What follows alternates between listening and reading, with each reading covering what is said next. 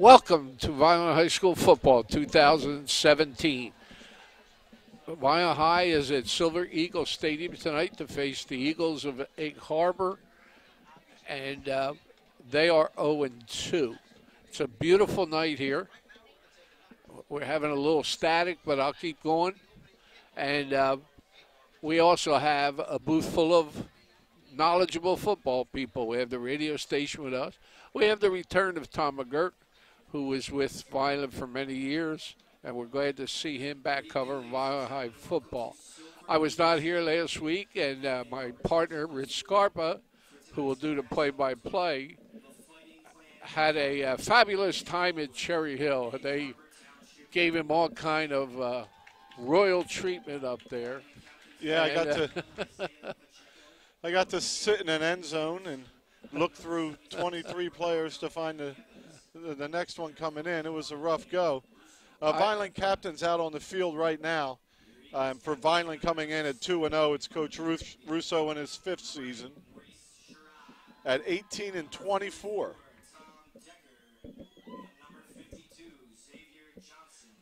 And for Egg Harbor, Kevin Stetzer, who last season his team 1-9 and an 0-2 start. But when we look back a little bit at this series, all time Egg Harbor Township has 20 wins to only 11 losses, so up 9 wins on Vineland as Egg Harbor holds a 20-11-1 record. For Egg Harbor Township, they've had a tough test to get going. They lost to Millville 47-7, a top 5 or top 10 team. They're top 5 in South Jersey, and Lenape, another top-ranked team, 49-0 last week. And it won't get any easier as the Fighting Clan comes in. Now for Coach Russo, he's 1-2 as a head coach against Egg Harbor, looking to even that out. I'm really surprised at that statistic, Rich, because in the 80s we never lost to Egg Harbor. Must have been the 90s and the 2000s where they. Yeah, and they've been the heartbreaker. They've been the first gauge that we've had 3 years ago and 2 years ago, starting out 2-0, and then it was Egg Harbor in the third game, and Egg Harbor picking up victories in 2 of those to really make you wonder where the team was at. Well, now things have really turned as Vineland looks to be able to handle this attack by the Eagles, which have been held so far this season to minus 24 yards rushing. They do not have a rushing yard for the season. They've had some plays that gained some yards, but overall minus 24. They're going to be led by quarterback transfer from West Orange, Sal Paschal, 6'1", 175. He's a very mobile quarterback, can throw, will run, but it's about giving him some time. Key players returning. First team all-conference player, Vanny Rigsby, the senior at 6'1", 210 at linebacker. Also Billy Germania and Devin Parker, who was out last year, a running back. Vineland is going to welcome back a couple players to the coop as 2 Vineland players return. St. Joe's transfer, Tajir Reese, 6'1", 215. He's a running back, D-back, along with Delsey transfer. Brooks is going to be in there, Jamal Brooks. So those guys will work themselves and pick up some reps, and it's really nice they put the time in. They've sat. We're still waiting on a couple more to become eligible. We're going to quiet down for a second so we have our national anthem.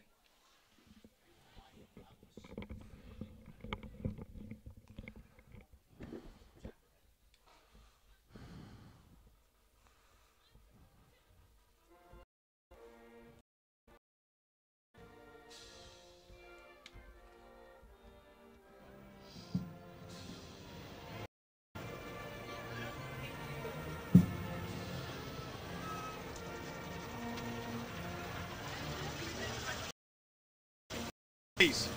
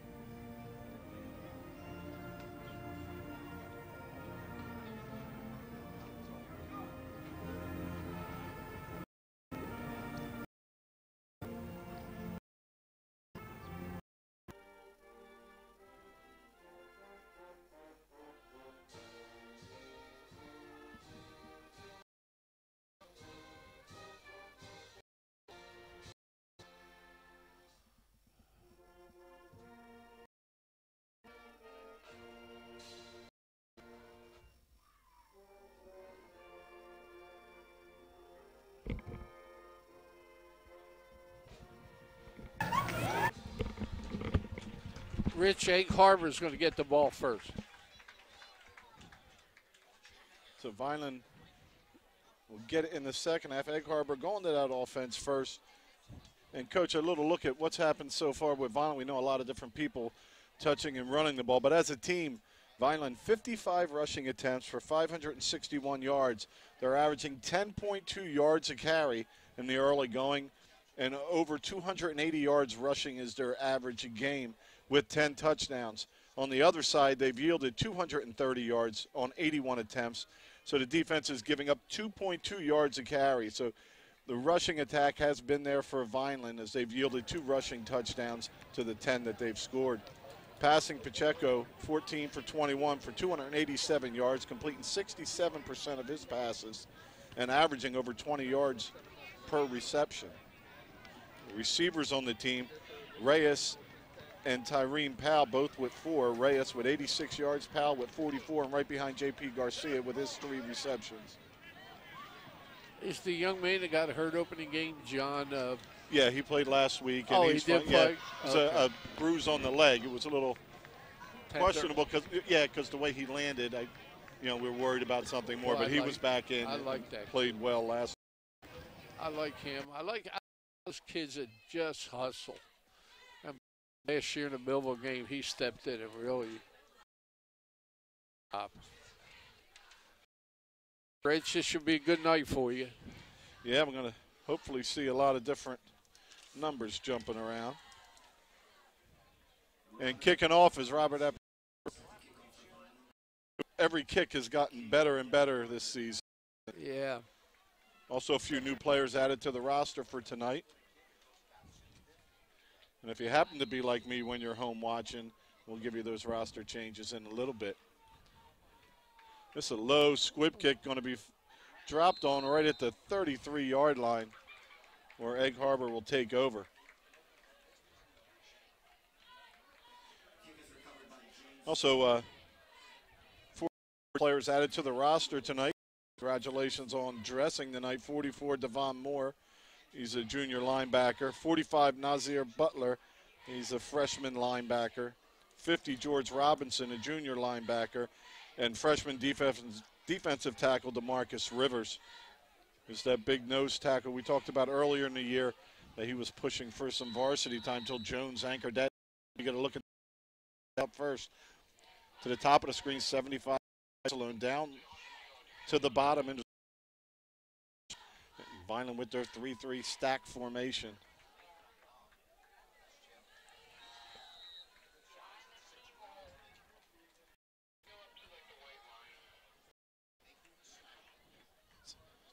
Give up the middle and squirting forward for a couple yards.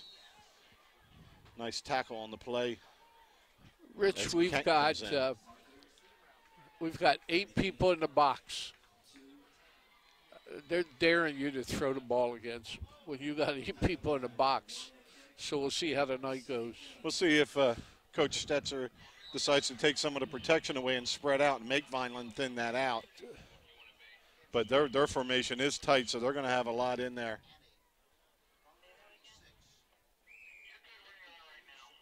And whistle halts play. Didn't see anybody go across the nose of the ball for Vineland, so it looks like it's going to be on EHT. They jumped when Anderson came up to the line. The guard jumped. Can't blame them. No, absolutely not.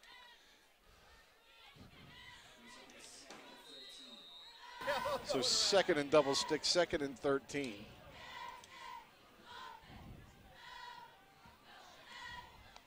Sal Paschal under center. And he's going to pitch and try to get it out wide. He's got a little containment, cuts to the inside, and just swarmed over as a flag hits the field. But a nice run for EHT's. Well. And that will be Parker.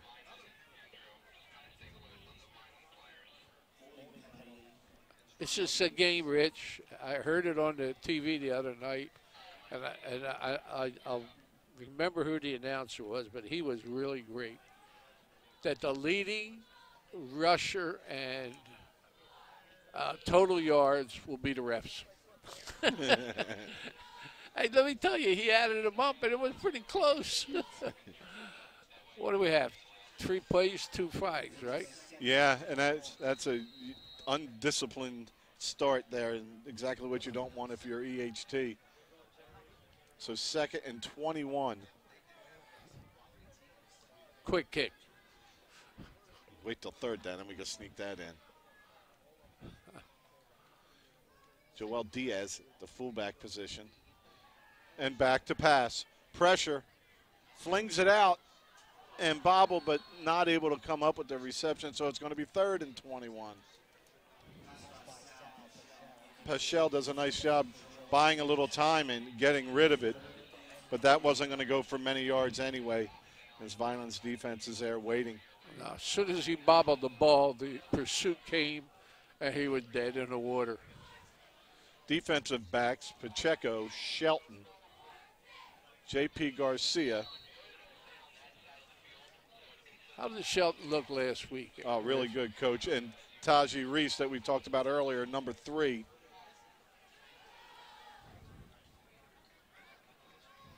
Of course, Anderson and Blackwell at the linebackers spots.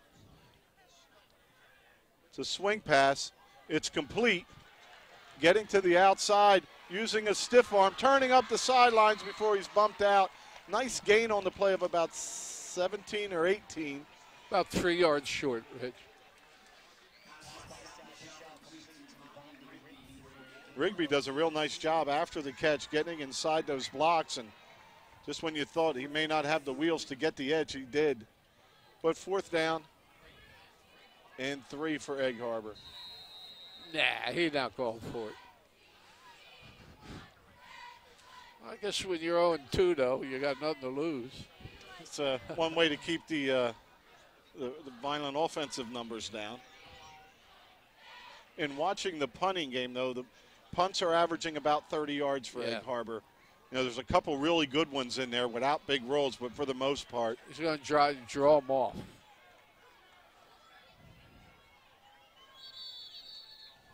And timeout probably called by Egg Harbor. Oh, no, there's a flag on the far side.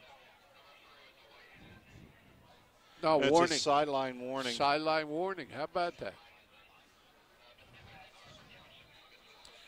So sideline warning means your get-back coach is in trouble. Usually your freshman coach with people creeping too close to the sideline. And now after trying to draw Vineland off, wholesale changes for the Egg Harbor Eagles as they go to punt. Billy Germana back to kick it. And Vineland with 2 guys back yet again. Sincere Gay alongside Isaiah Pacheco. Well, I like 2 guys back, Rich. And they're in pretty good position. They should be able to run up, and the ball's snapped over the head of the punter, who picks it up, runs with it, and is going to get brought down out of bounds right around where the whole drive started from the 34-yard line. So Vineland takes over in plus position at the Eagles' 34. Wow. I thought for a second he was going to be able to kick it, Germana. Yeah, he didn't even make any attempt, did he, Rich? I really thought when he broke that way, though, he was going to get his foot to it, but comes up 10 yards short on the first down, so 0 net yards in offense for Egg Harbor on that first drive as they turn the ball over right where they started with it. Vineland's offense a little late taking the field. As always, the offensive line anchored by 70 Mike Bachma.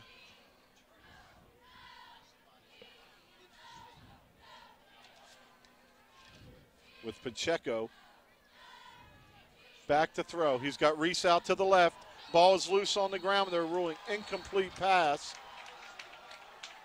Oh. Get ready for a sideline warning on Egg Harbor in a moment. Guard Shane Eckert and Lawton Ardahan.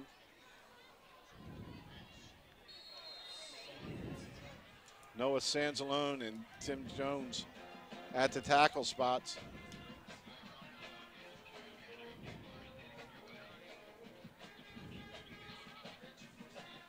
It's a spin move by Reese, and he swarmed over and dropped for a loss. Pacheco gives to Reese. Nothing there. Nice jobs by the Egg Harbor defense. Well, we got a lucky break here, Rich. I was watching the receivers, and when I looked back, the ball was on the ground, so I really didn't know. So I can't comment if it was a good call or not. I was trying to watch the tight end. He was wide open. That's Anthony Reyes anchoring the tight end job down. Here's Pacheco with blocking. Turns to the inside, and he's going to be wrestled down after a gain of about 6. We're in 4-down territory, Rich. Kind of looked for him to go wide on that. I thought that may have been an opportunity.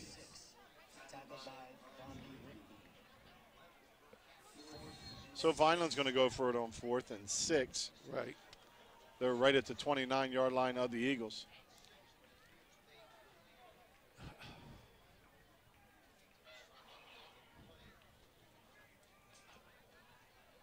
Last time Reyes was dead open down the middle. Well, if they're getting pressure in the middle with those There he is backers. again. Pacheco looks to run it. Straight arm, stays on his feet to the 20, runs over a tackler. He has the first down, out of bounds, out around the 18. It's a straight arm to cap it off. Yeah, but it's going to be interesting to see where they're getting that pressure from and how quickly offensive coordinator Coach Volpe and Russo decide to attack that. So it's Reese alongside Pacheco. There's to give to J.P. Garcia over the right side, and he's wrestled down around the neck after a gain of 5.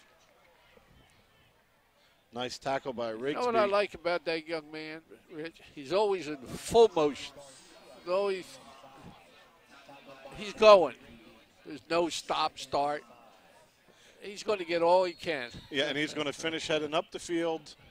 You don't got to worry about him doubling back around or stretching something too wide and losing his edge. Gain of 5 on first down's a nice way to get first down going. There's the fake to Anderson. Pacheco rolls to the top.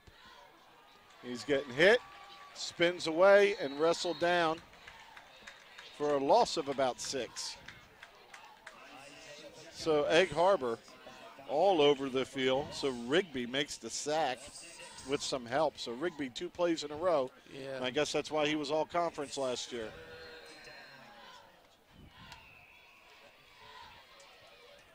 So now 3rd and 11. He didn't even look at Kent. Kent had gone to the corner. And I like Kent. He had a good game, remember, Rich? For opening game, he really did. Yeah, he really helped turn that around and get that Vineland offense going. So now 3rd and 11. Pacheco has Anderson alongside. He gives to Anderson, breaks through a couple tackles, gets it, oh my goodness, and keeps plowing forward. He's about a yard short of the first down. Wow. Second effort picks up about 5 on the play for Naheem Anderson. And as much as a Vineland football player, and you've played with all these guys coming back tonight, Reese and Brooks, it also means you may not get as many touches, and you really want to do whatever you can with them. So right now it's still Anderson back there on 4th and short. Pacheco is going to take it himself and pick his way right around the 10, and he's going to be short as Egg Harbor Township makes the stop on the Fighting Clan.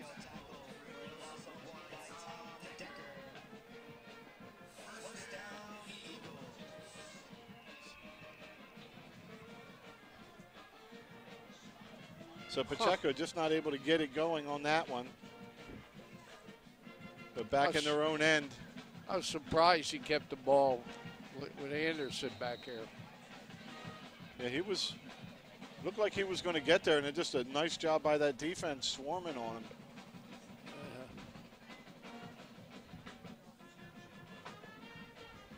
Now for that EHT offensive line we were getting a shot of there, it's really tough when you don't know where people are coming from. When they press to the line, you make adjustments, then they drop back because they're quick enough to do that. Plus, Rich, when I was down early, they are small. Yeah, only one big one, and that's 74 Jefferson DeJean, really 6'3", small. 285. The rest, not so big. There's a give up the middle, picking his way through before he's brought down on the tackle by Reese.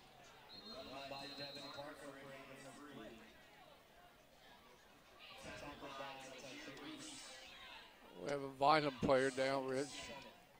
It looks like that's going to hopefully just be our first cramp of the night. Heard there was a lot of cramps. You said you're watching the Millville-St. Augustine game. I heard them from one of the people there that there was 5 or 6 stoppages, and at one point you're allowed 3 timeouts each team. They all got 9. Yeah. So it does, they are moving that leg around. It does look like a cramp. That's called one of your team's timeouts. North Dakota did that against Oklahoma when they broke their winning streak. They didn't have any timeouts left. Uh-huh. The kid went down, and they scored on the next play to win the game.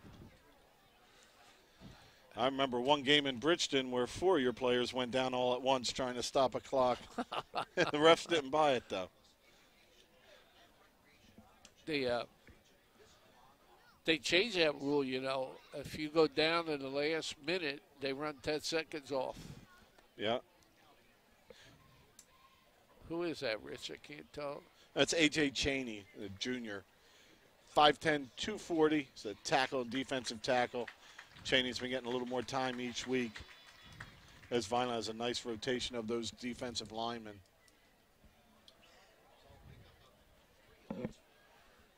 All right, so we're ready to go. It's going to be second and about 6.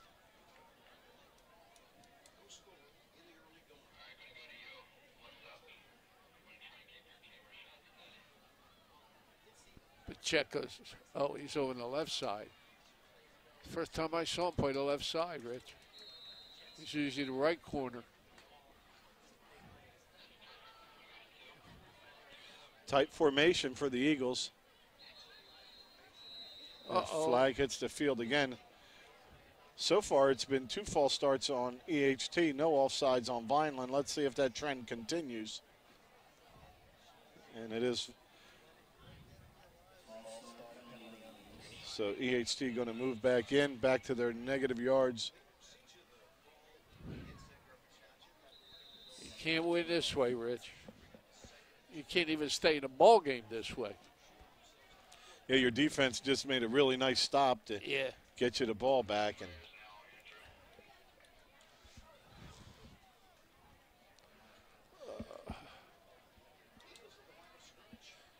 a tackle for EHT, 55, Tyler and Zissy, 6'3", 260. Back to pass, Purcell. Floats it in the middle, complete. Nice job after the catch, picking up a first down on the reception. So Rigby having himself a great first quarter so far, offensively and defensively. Right. Rich, that was a pretty good throw. I mean, that had some mustard on it, got between 2 defenders. Yeah, and there was a 3-person battle for that quarterback spot in the preseason.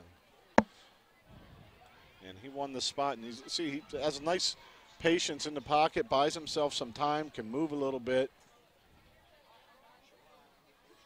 Anderson gets past the blockers before Blackwell can finally make the stop, but a nice gain on first down of 5.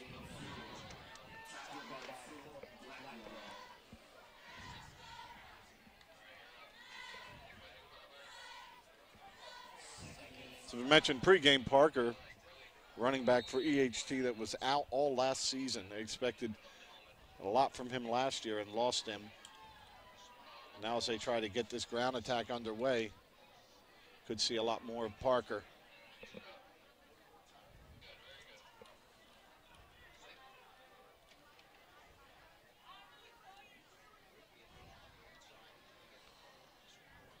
Rigby up top. He's going to be stopped a couple yards short of the first down. Got to give Egg Harbor a little credit, Rich. They don't seem to be backing off. No, and they seem to be a little elusive in space between the quarterback and Parker and Rigby.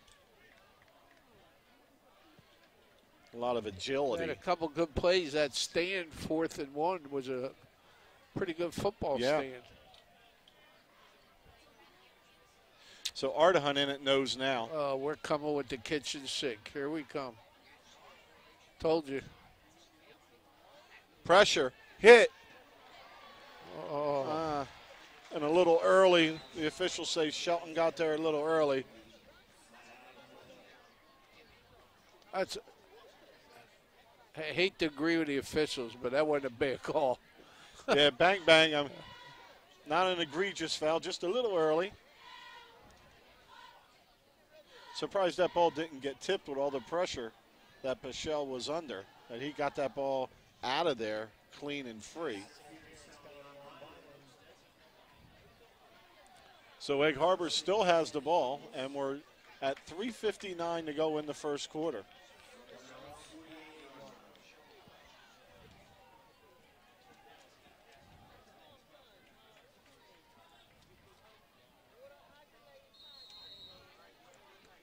So approaching midfield, Paschal and the Eagles. So give up the middle and a real nice tackle. That's Blackwell, 33. Inside linebacker comes up and makes a really nice play. Tackled for no gain. There's another young man I like, Blackwell. He's not a good linebacker. He's a pretty good runner. Yeah, he can do a lot of things for you. Very disciplined on the inside. Yeah. And in watching some film of Egg Harbor, they moved a few people around, but they had very passive linebackers, kind of unsure, not breaking on reads and not really flowing very quickly to the ball.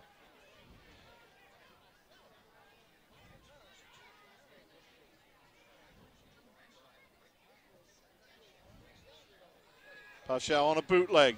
It's a penalty flag in the middle of the field. The pass is thrown incomplete.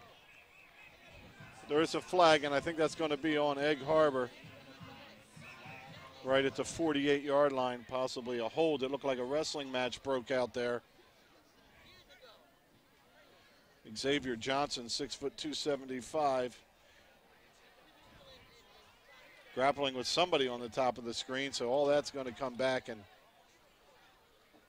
well, you can see what troubles Egg Harbor has had, just shooting themselves in the foot there. I would say the refs are the leading ground gainers so far.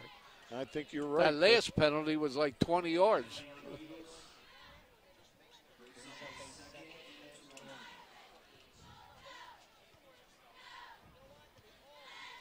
So Vineland has a little room to play with here, but if you're Egg Harbor, you got to be pleased with this first quarter so far. You may be able to get out of this first quarter with the football in your hands in a 0-0 game.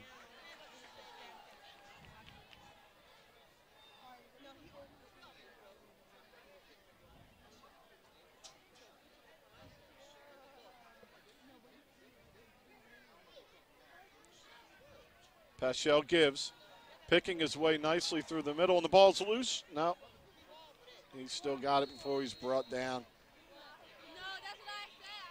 There's Devin Parker squirting around in there. Picks up about 4 or 5.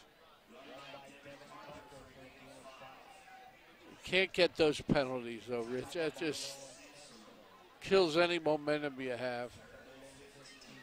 Quarter went by pretty quick. There's only 2 minutes left.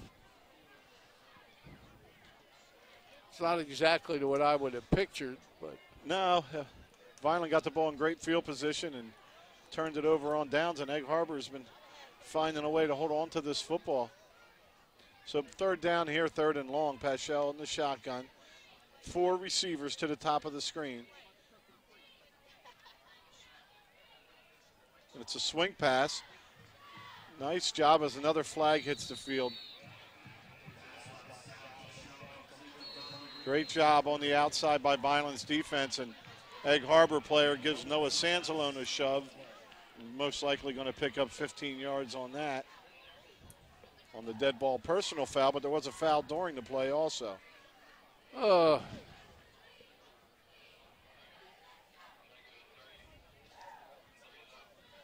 The officials will sort that out. We got to see what that first call is. Flag's about the spot you usually have a hold.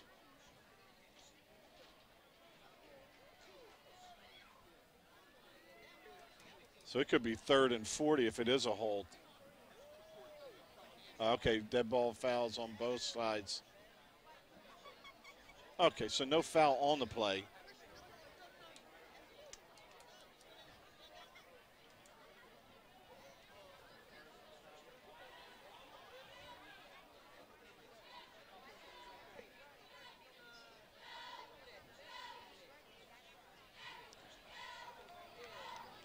I got to see if this I don't guy understand steps why they're are marching. good. He is.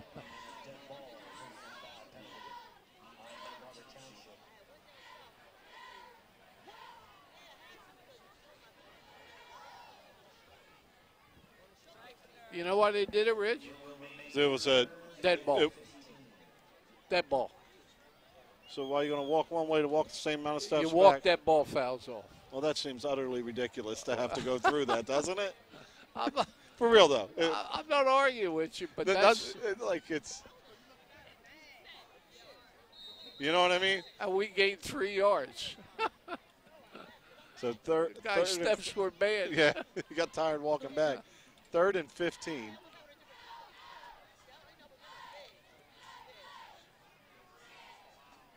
Look for quarterback Paschal to try to bootleg out. He had a little bit of time before when he did it. Now 3 receivers at the bottom of your screen. They move a slot receiver over. And a false start on the right tackle.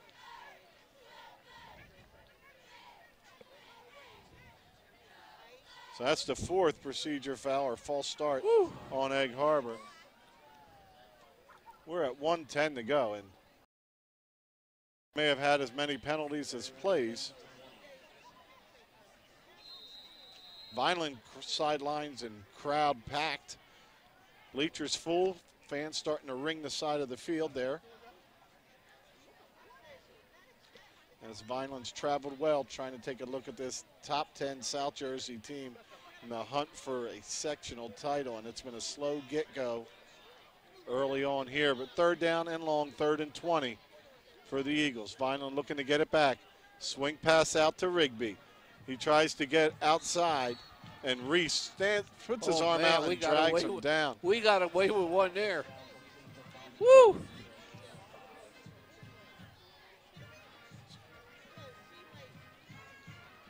Reese uses his speed to contain him, grab a handful of shirt and yank him down. Oh, so that it's was a punt time. horse collar all the way. I don't know. I thought he grabbed his shirt. I didn't think he was up in his back. All right, Rich. I didn't make out too good the first week when I said one would get blocked. Well, we already had one bad snap. Come on, why did they even rush it? Pacheco has it. He's got a long way to go, and he's going to try to come back across the field. And he's wrestled down at the 20. A lot of running on the play. Pacheco keeping the play alive. That was a 35-yard return and a 4-yard gain. That was pretty good. He almost had a chance on that first time back. I was like, oh. So Vineland's ball late in the first quarter with 17 seconds to go.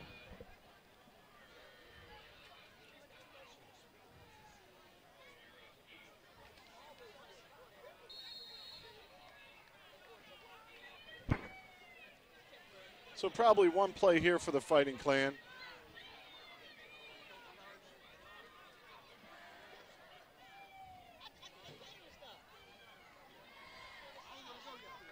Nice job picking his way through the middle. Can Pacheco outrun everybody? He picks up a block. Rigby from behind tackles Pacheco at the 25. And that's going to do it once they mark the first down markers. As Pacheco was, as Coach mentioned, ran 35 yards on the kickoff and just picked up a heck of a lot more on that run. 51-yard run. That's one thing about you run your quarterback, and he's Got about 85 yards in the last 2 plays. So Ryan Shelton checks in. Shelton has engineered touchdown drives, the sophomore. And that's going to do it for the first quarter. As we're tied at 0-0, Vineland on the move. And you're getting to see this, of course, thanks to our sponsors.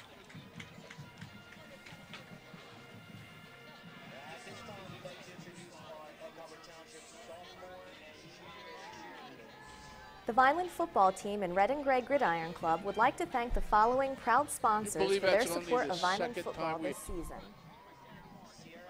Sir Speedy, Reconstructive Orthopedics, Ducharmes, the Greenview Inn at Eastland Golf Course, Newfield National Bank, Larry's 2 Restaurant and Caterers, Allen Associates, Delsey ShopRite, Bella Limousine, Medio Law Firm, The Claridge, a Radisson Hotel and the View Rooftop Bar and Lounge, TechNed Consulting, the Vineland Education Association, Bagel University, Manny and Vic's Pizzeria and Restaurant, MVP Sports Bar, Richland Carpet and Flooring, G&S Dry Cleaners, Coraluzzo and Teresi Petroleum Exporters, the Russo family, and the Duini family.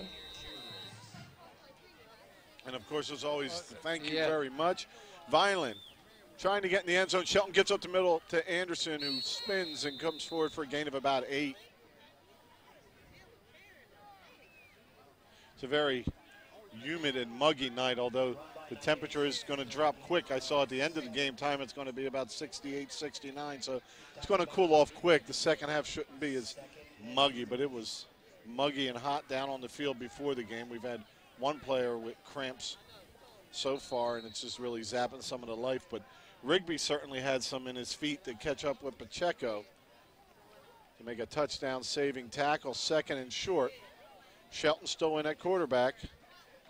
He gives to Anderson, who's going to get brought down a little bit short of the first down, a gain of 1, making it 3rd and 1 from the 20. I have two cracks at 1 yard, Rich. And Shelton hops out. So let's see if those guys up front can get it done here, as Egg Harbor probably going to send some extra people. An experienced O-line needs to make a couple blocks here so we can pick up this first down.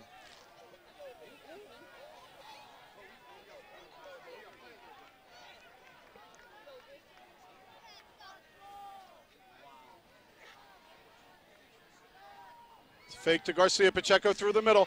Puts it into high gear. Touchdown, Fighting Clan.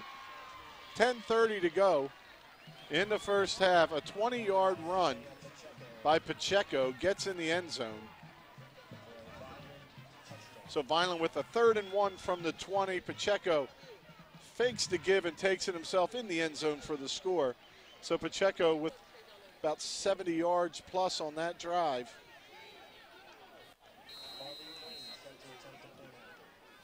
And Carly Kling out for the extra point. 5 for her first 5 last week. Snap is down, and the kick is partially blocked. And that'll be no good. So 6-0 Vineland with 10:30 to go. That was a pretty good fake on Pacheco's part, too. Yeah. I really thought he handed it off, and then he hesitated. And he took the middle and went. Somebody put a hand on him. He went right up the gut. Yeah, he has a little over 20 yards. Some speed and quickness.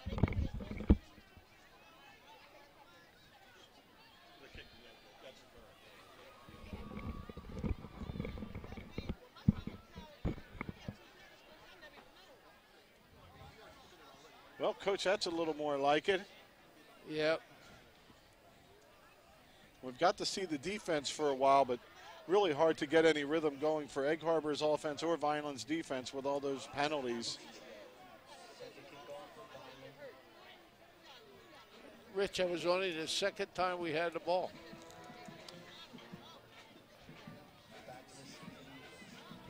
It's a nice job of keep away by EHT. Appreciate the kick.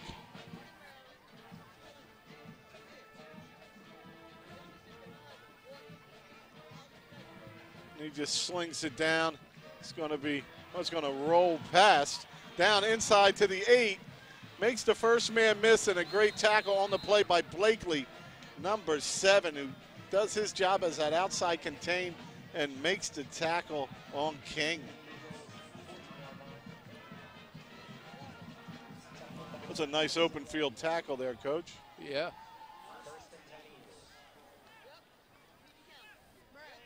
So EHT a little passive picking that ball up.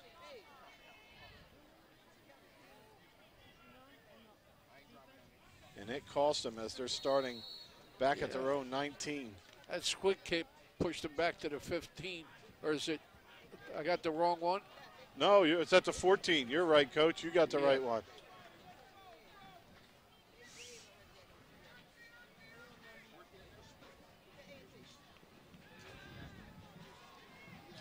It's complete. And I'll tell you, there's Egg Harbor receivers do a real nice job after the catch, circling back in, trying to get something after, not just turning upfield. It's like a very well-coached receiving corps. They run good routes, Rich. They're not trying to outrun anybody. They're trying to get to an open spot. And Paschal has looked really good delivering the ball to them there. What year is he, Rich? Paschal, he's a junior. Looks like they're developing weapons, but without a running game, it's kind of difficult. And there's a give up the middle. Picking and squirting forward for the first down out to the 32. That was a pretty good 8-yard run. Yeah, Parker again picking up some nice yards.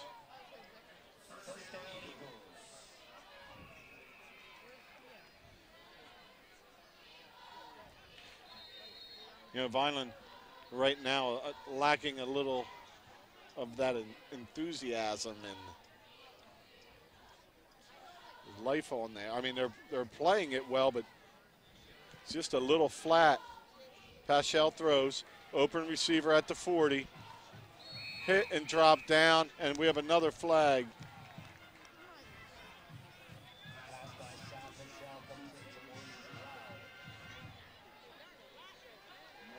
So that's nose tackle Eliza Jones in the middle, number 59. It looked like I saw a dead ball cheap shot as one of the Egg Harbor players shoved a Vineland player walking by.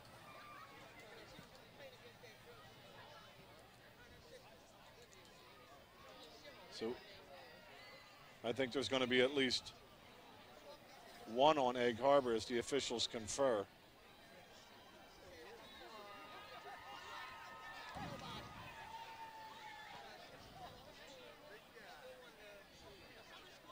Well, I think they may have come up with an idea of what they're going to do.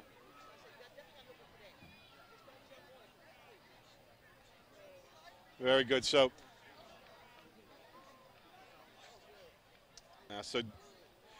there is a holding penalty on the offense. That'll back them up.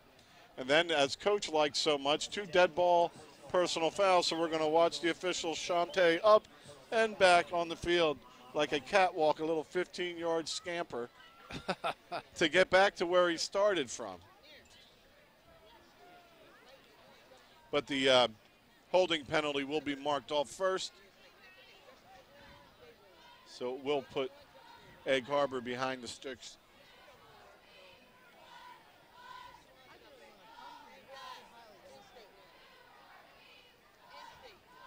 Yeah, I think at some point in time you got to pick a side and start who was more aggressive or egregious. Yeah. Call the foul one way, so there'll be a consequence. Without a consequence, like this time, they didn't have to walk around, Coach. Well, you know why? It's too hot. Simultaneous. Okay. It's too hot. So 1st and 18. Don't see a lot of them. Empty backfield for Paschal. 4 receivers to the bottom. And he tries to spread it out to run it. And coming up and making a great stop on the play for Vineland is 34, Nazir Broom.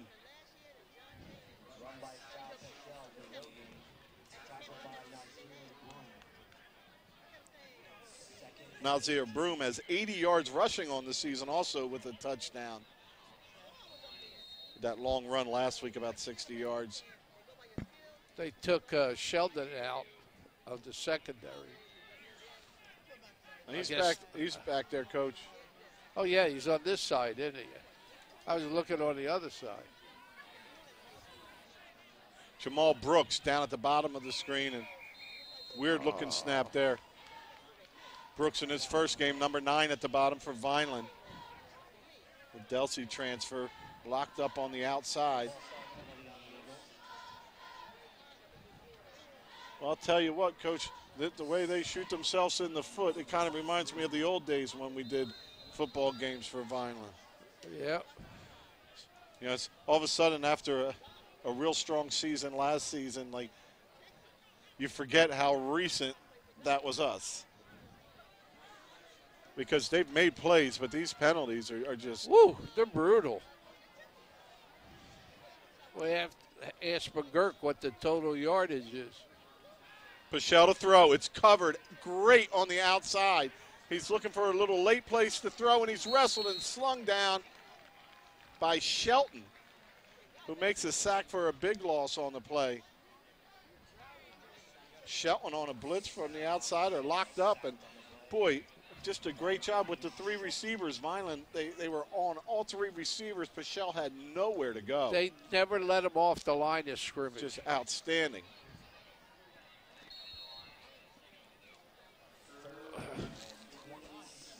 I think when you talk about how you want something done, you show that, because that was defended outstandingly by Vineland. All right, I'm going to trust it. 3rd and 27. And they've gained 1 yard on this drive with all those penalties. It's like they're going to try to have Pichel throw it again. Has a receiver. And he is clobbered by, oh my gosh. Kent comes up and breaks the play up and delivers a shot to Nick King.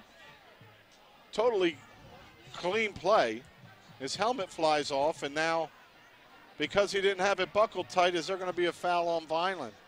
Clean play, 5 officials look at it. 1 decides to throw a flag about 10 seconds after the play. The only way they can get away with that, Rich, if he's a defenseless player. Because the hit with was an ejection. He ejected him? When you have 4 officials look at the play and not throw a flag, and the back judge throws the flag, and it can be that egregious that you're all going to agree to eject a player, I thought Kent fit his shoulder in perfectly, made a great play, and Coach Russo is bewildered on the far sideline. Reminds me of last year with Anderson pushing somebody instead of destroying them and getting called for blocking somebody too hard. That is, the penalty call was enough to give me a little agita, but to eject somebody when 4 of you didn't see a foul is pretty ridiculous. That's one of my favorite players. That's Kent. I think he's ejected. And you know what? If that kid's helmet don't fly off, Coach, there's no penalty.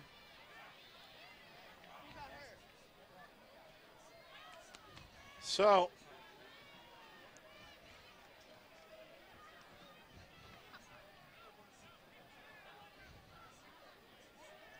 bad news here for Vineland. You know, Kent's been practicing all week trying to play a game of football and unjustly removed from the ball game. And a half of next week's.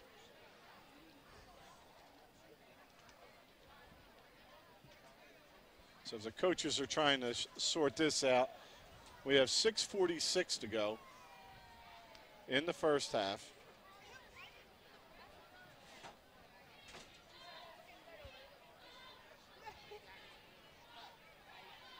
And this discussion is going on way too long. The discussion with everybody is this If I don't agree with it, I don't agree with it. Make the call, let's play football. Hopefully they're letting Coach Stetzer, maybe they're going to pull back the ejection maybe. Let's see. With an ejection. They never marked the penalty off. Yeah, it was 4th and 20-some. Oh. Or 3rd and 20-some. So since it's dead ball, now it's going to be 4th and 12. Well, a great time for Brooks to be back for Vineland. Jamal Brooks, the senior from Delsey at 5'9". Let's see what's going on now. And a timeout, Vineland.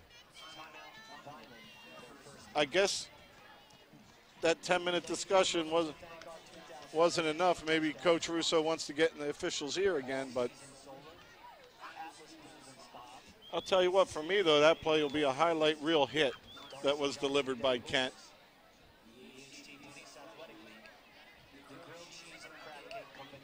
Coach probably just wanting to settle his team, let them know what they need to do by the officials, what they perceive as an injustice that happened, that it's don't gear it down, and also nothing cheap because they're on top of everything.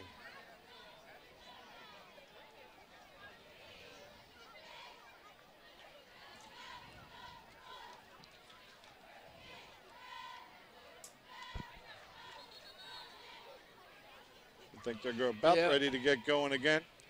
Last night was Buna 41-14 over Middle Township. Mainland 21-8 over Oakcrest. We talked about Millville's 25-23 win over St. Augustine Prep.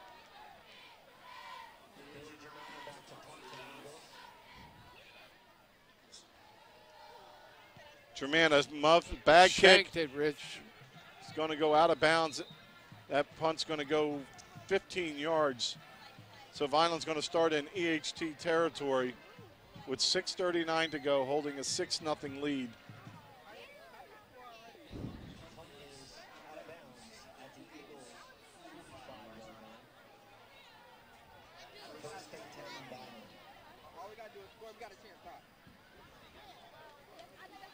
All right, so Vineland offense going to have a short field again.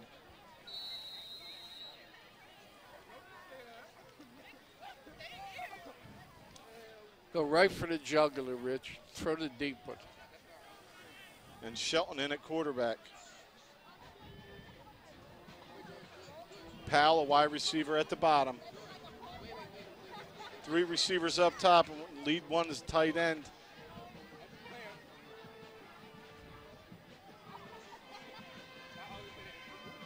Naheem Anderson back alongside Shelton. He gives to Anderson, cuts to the inside, sidesteps, goes forward but loses the ball.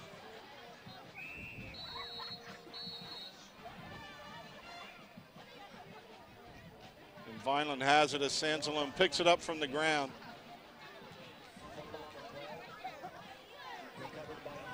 This may be a fun play to watch Sansalone, Coach. Getting a little testy out there. Yeah, he's a little fired up.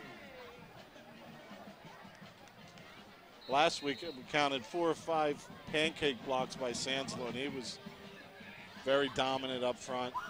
Getting a little testy out there, Rich.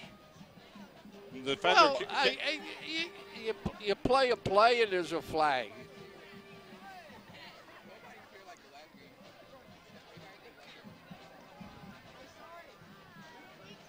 Anderson runs over a few people and looks like he has the first down. Yeah, that battle at the bottom, at the end of the screen, 75 Sansalone and 55 Tyler and Zizzy. Tyler's a senior, 6'3", 260. Versus Vineland Sansalone, senior at 6'4", 250, the Bucknell commit. As I was saying, 55 can't really jump to the inside because Ardahan's sitting there. Yeah. That's going to give him a shot, too. I mean, very big guards for Vineland.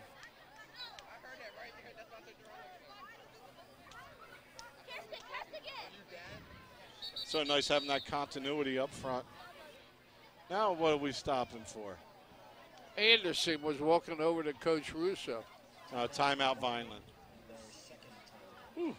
Trying to get some rhythm or flow going to it, and it's kind of tough, Coach.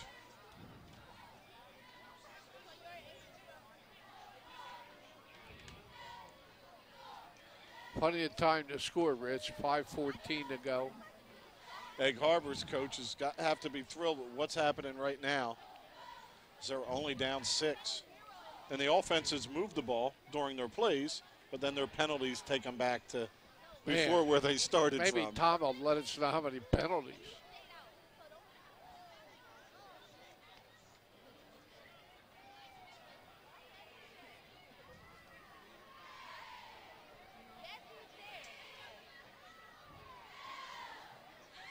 You know, it takes the crowd out of the game.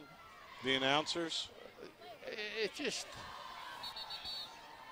All right, looks like we're ready to go now as Pacheco's back in. Yeah. It was Lyndon Williams used to come in for Pacheco before engineered the winning score in the Bridgeton game last year. And Shelton comes in there, and you really don't miss a step either. Pacheco keeps himself up through the middle, picks up about 5 or 6. Egg Harbor Township starting to gain a little confidence as we're down to 5 minutes to go. Vineland, of course, needs to punch this in and put a little air out of their sails. Vineland will get the ball to start the third quarter after our halftime break. 22, Tyreen Powell down to the bottom of the screen. Pacheco looks to throw. It's tipped, and it's going to be caught. Pitched back. Now coming around the outside, making a move to the middle as Pacheco spins and picks up about a yard. As that battle down low with Sansalone, a flag hits the field on one of them. This time it looked like Maurice Sherrod, strong safety, mixing it up with Sansalone. And sure enough, once again, the foul is on Bridgeton, is on Egg Harbor. So Sherrod comes up and gives a shot to Sansalone, who's been battling with Sherrod's big buddies up front. And sometimes you tell a safety, if you can, give this guy a shot for me. Let's slow him down a little bit. That gives Vineland the first down now inside the 20. It's going to be at the 14-yard line. The officials are talking to the teams, trying to have cooler heads prevail.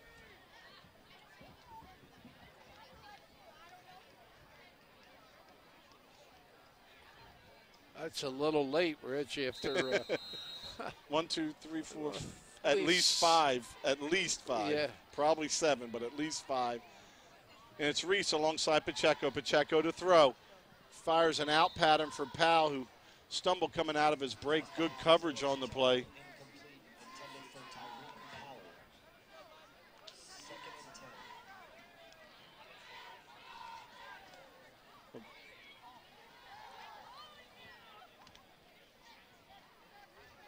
See the Vineland player's pants, you see the light gray is where the sweat hasn't soaked through the pants. That's how humid it is down there tonight.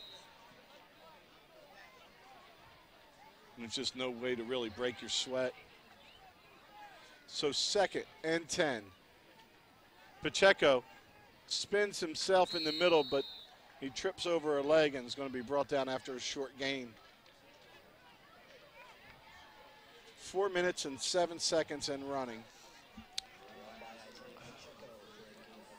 what's the third and about why, Rich? Third. Looks like we're going to have third, and we'll call it 7.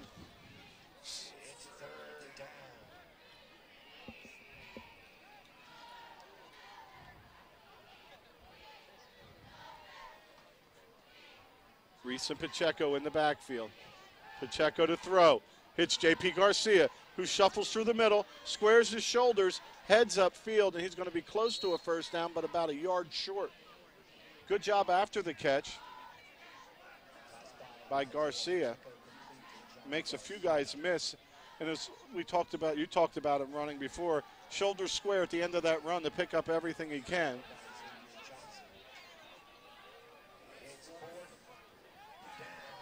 So 4th and 1, Vineland's going to go for it here with the ball on the 4. It's Reese alongside Pacheco. Tight formation for Vineland. Pacheco rolling out, floats it, and it's going to be complete in the end zone for the score.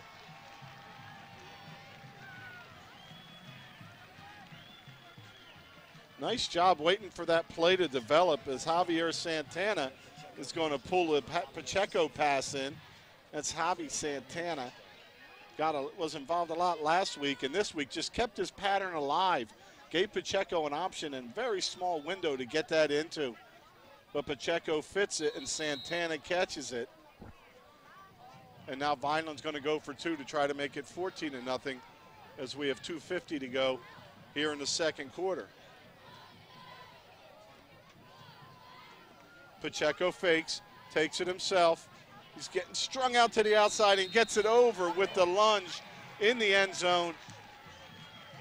Now Vineland's starting to get their feet underneath them as Rigby is down on the field for EHT. He's been a star on this field for the Eagles today, but he hops back up. Egg Harbor's going to get another shot with the ball.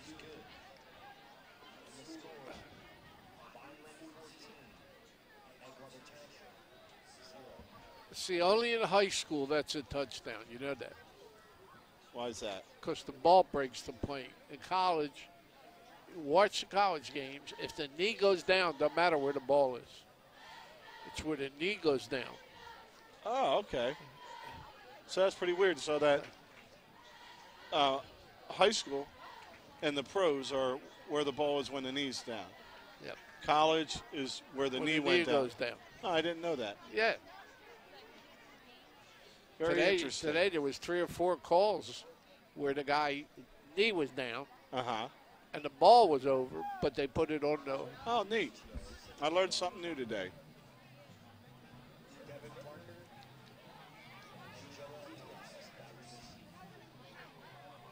Aparicio to kick it off. He's been squibbing them up the middle, and they've been quite effective. Yes, they have. This one he's going to boot.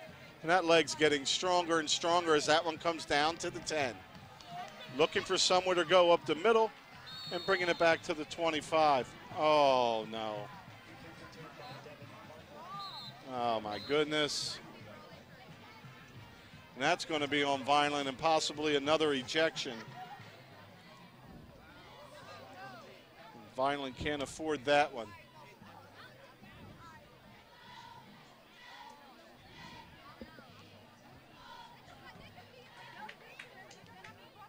Oh, jeez. Oh, thank goodness for no ejection. I'm going to let that play pass instead of commenting on what I saw. That this time I'm thinking somebody should have been out of the game. So I guess they did. They ejected.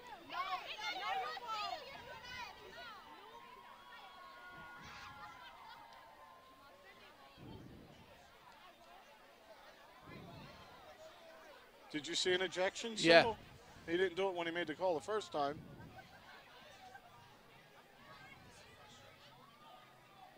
$33. Oh, that's my favorite player, Blackwell.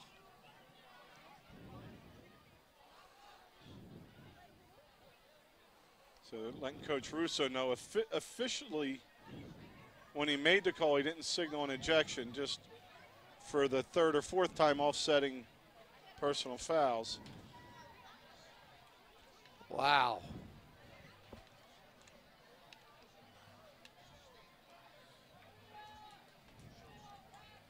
And Blackwell is on the sideline. His day may be done.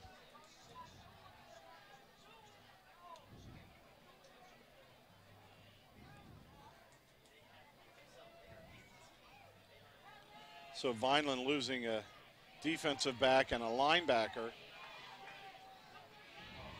Wow. So on the inside now for Vineland's going to be Comrade Jackson and Nazir Broom. Broom always in on the defense. Jackson, the fresh legs out there. And this one's going deep for a receiver. It's going to be overthrown by about 3 or 4 yards. And what speed was displayed by J.P. Garcia.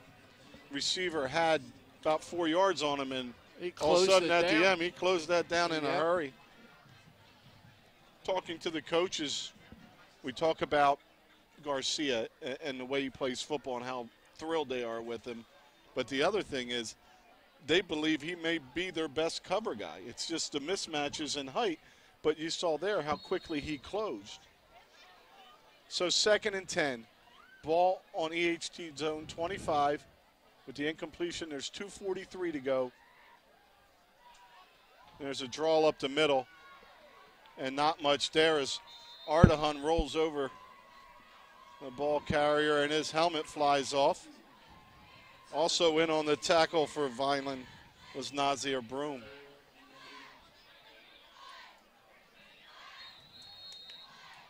So 3rd and 8. Clock is running at 2:30.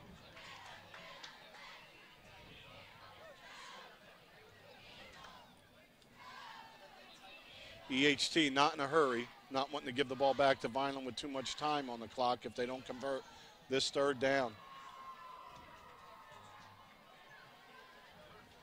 Now Ardahan at that outside tackle spot instead of on the nose. So he has a big job of containing the outside. And down to that outside they come. Paschal floats it up. Brooks has it and makes the interception for the Fighting Clan. Jamal Brooks in his first game for Vineland comes up with the interception. So welcome back home.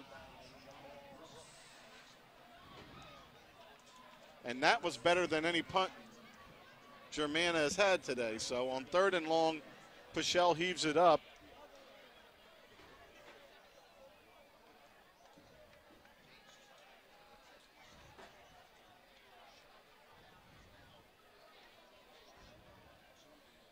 So Vineland with 1:55 to go. See if they try to get down the field in a hurry with Pacheco as Vineland takes the field. It's our 5th time with the ball, Rich. We've scored the last 2 times we've had it. See if Vineland goes up top, not meaning throwing, but runs to the top side of the screen with Jones and Eckert there. There's been battles down low with Sansalone, but they may be able to hit a pass. Pacheco floats it, and a little miscommunication as it's wrong shouldered on Reese.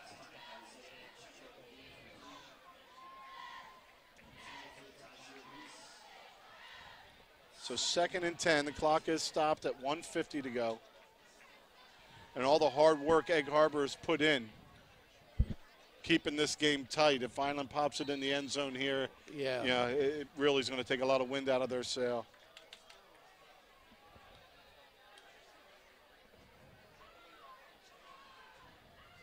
Pacheco has Reese up top, picks up a block on the inside, starts to pull away for some people, gets to the outside, and a nifty run as he's brought down inside Egg Harbor territory at about the 37. There's 1:41 to go. Clock is stopped till the down markers are set. And that's something that's similar in high school and college, but not in the pros. Yeah. So I knew that one.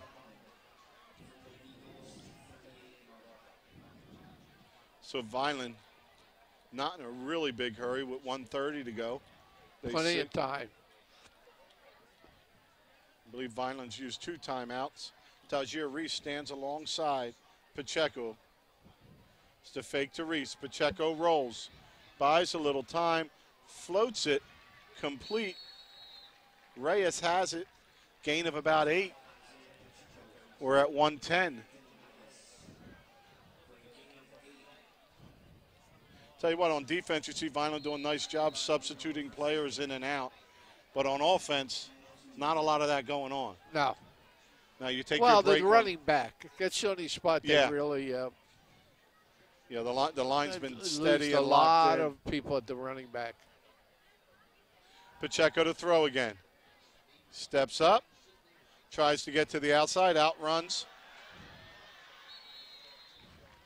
Outruns the linebacker before the corner, Steve Cannella, escorts him out of bounds. So the clock will be stopped with 36 seconds to go. Vineland's going to be first and goal at the EHT 9. It's a pretty good drive, Rich. It started at Vineland's 34 with about, I think there was 2 minutes, almost 3 minutes or a little above it. And so they've gone down the field pretty good. Great job by the offensive line, giving Pacheco plenty of time. And then what happens, these receivers keep heading up the field, and then there's too much space to try to tackle Pacheco in. Yeah. Now Shelton in at quarterback. Shelton gives up the middle, making a couple people miss, and sliding into the end zone. Welcome Tajir Reese as he gets in the end zone on a 9-yard touchdown run.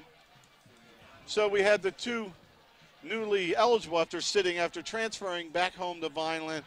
It's Brooks with the interception, getting Vineland the ball. Pacheco on a couple big runs.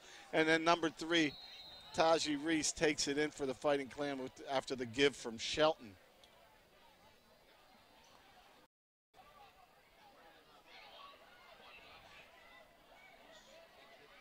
So Vineland looking to go for 2 again. Shelton's going to throw it. Now he runs to the top side of the screen, floats it, and completes it just like that to Anderson. Shelton converts another extra point with his arm. And, you know, we're almost getting to the point, as Anderson pulled that in, we're almost getting to the point where when you change your nose tackle, and it's, Ardahan's in on that now, or whoever jumps in, Jones is in there, maybe Rivers later. It just happens during the play. And now Coach Russo has the confidence to bring Shelton in when it was first and goal with 36 seconds left, you know, to run the offense and then get him the 2-point conversion. I just really like the way Shelton moves and creates space around him. He looks like a quarterback. He throws like a quarterback. He runs like a quarterback. And he knows the game. Yes, he certainly does. DeAndre Tall Kennedy, another transfer that'll be eligible shortly, a St. Joe's transfer. He's got a little longer to wait. Who is that? DeAndre Tall Kennedy. Oh. Yeah, he's got a little longer to wait. Tall Kennedy. He goes by Tall Kennedy. Yeah, another running back, cornerback.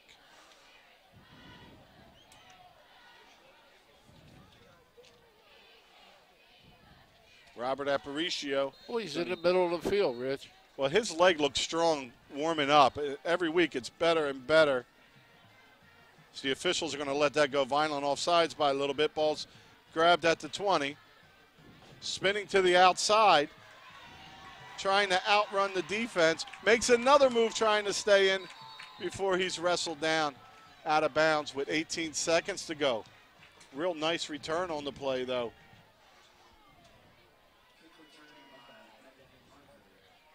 So it's been Parker on that return. Parker with some nice runs. Rigby and Paschal. They have some players getting stuff done.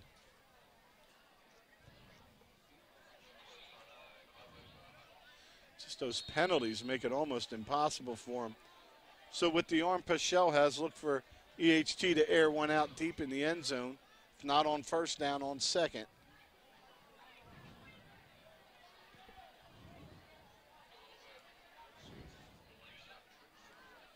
Three receivers at the bottom of the screen. Naheem Anderson tries to make the stop. He can. It's complete. And the ball's loose on the ground. Short of the first down. The clock will continue to run. Don't know why it stopped. At 7 seconds, Egg Harbor must have taken a timeout.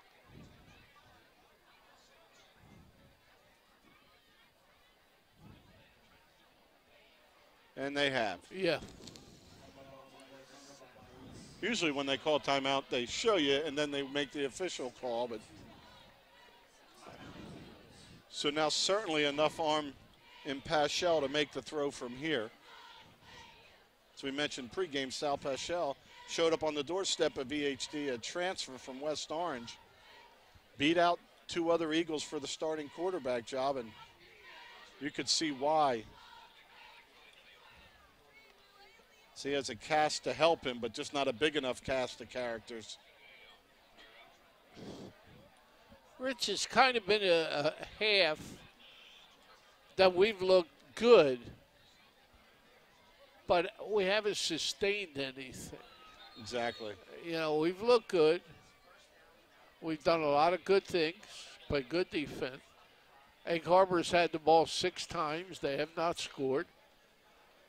You know, we moved the ball the last 3 times. So this may do it for the first half. Seconds on the clock. Sal Paschal drops back. He steps up to the 50, floats it to the end zone. It's going to go out of bounds, and that's going to do it for the first half. Well, Coach, Vineland with a 22-0 lead at halftime. Now forget what's going on out there. If I told you all time, Egg Harbor has beaten Vineland 20 out of 31 times, 32 times. Egg Harbor's 8-2 against Vineland in the last 10 games. I wouldn't believe you. And just that quick from last year to this, 22-0 at half, and we're like, maybe a little sloppy.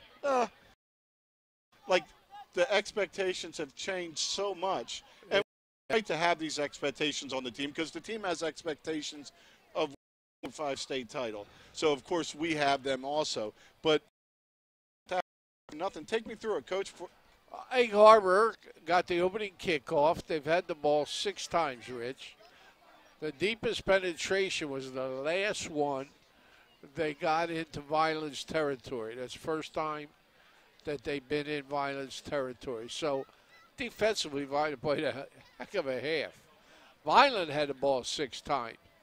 First 3 times, they turned the ball over to the 10-yard line one time on a 4th down.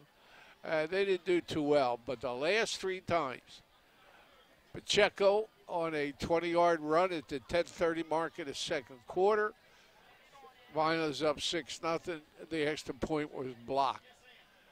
At the 2:56 mark of the second quarter, a pass from Sheldon to Javier Santiago. We went up 12-0. Pacheco on a 2-point conversion made it 14-0. With 29 seconds to go, with about 3 minutes, we started a drive on our own 34. And with 29 seconds to go, we scored on a Reese a 9-yard run. No, I wasn't, Rich. It was a 4-yard run. I apologize. Went up 20-0. 2-point conversion, Sheldon to Anderson, and the score is 22-0. And Egg Harbor ran the clock out the end of half. Well, we're going to step away, and we'll be back for the second half of Vineland High School football.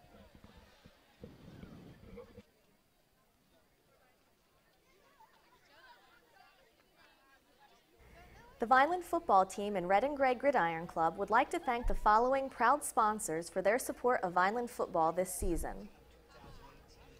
Sir Speedy, Reconstructive Orthopedics, Ducharmes, the Greenview Inn at Eastland Golf Course, Newfield National Bank, Larry's 2 Restaurant and Caterers, Allen Associates, Delsey ShopRite, Bella Limousine, Medio Law Firm, The Claridge, a Radisson Hotel and the View Rooftop Bar and Lounge, TechNed Consulting, the Vineland Education Association, Bagel University, Manny and Vic's Pizzeria and Restaurant, MVP Sports Bar, Richland Carpet and Flooring, G&S Dry Cleaners, Coraluzzo and Teresi Petroleum Exporters, the Russo family, and the Duini family.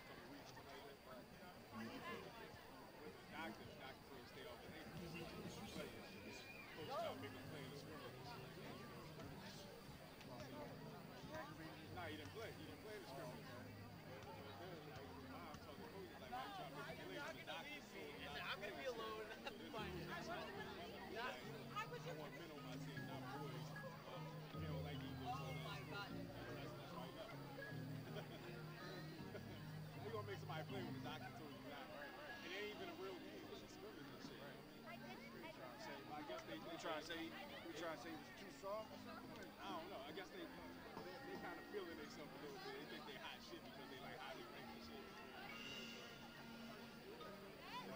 Like they was in the college play. This is official word. They was in the college playoff. They like ranked like 21 in the country or something like that. So they think they like hot shit.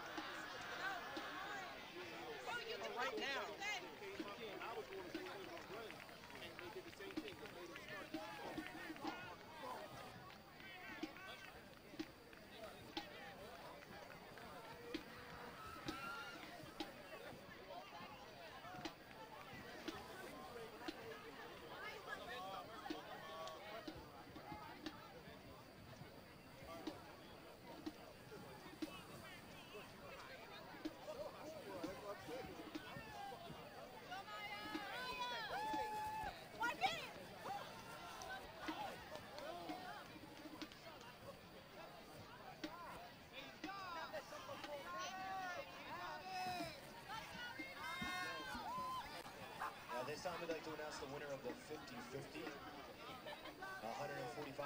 The winner of the 50-50. Winning ticket number 531-0166. Once again, that's 531-0166.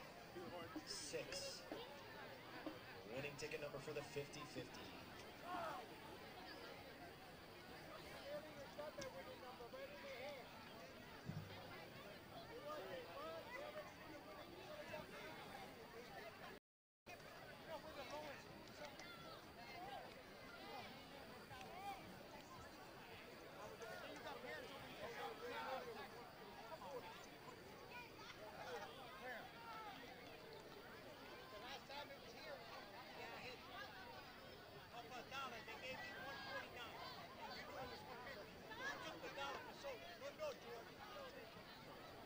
Well, we're back for second half action as both teams stretching as we're just about ready to get this underway.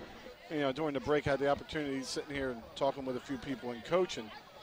Say that Vineland's maybe a little out of rhythm or whatever, and looking at it, all the penalties and the lack of flow coming from that offense doesn't give you your normal defending pace and position, and it's kind of had people a little flat.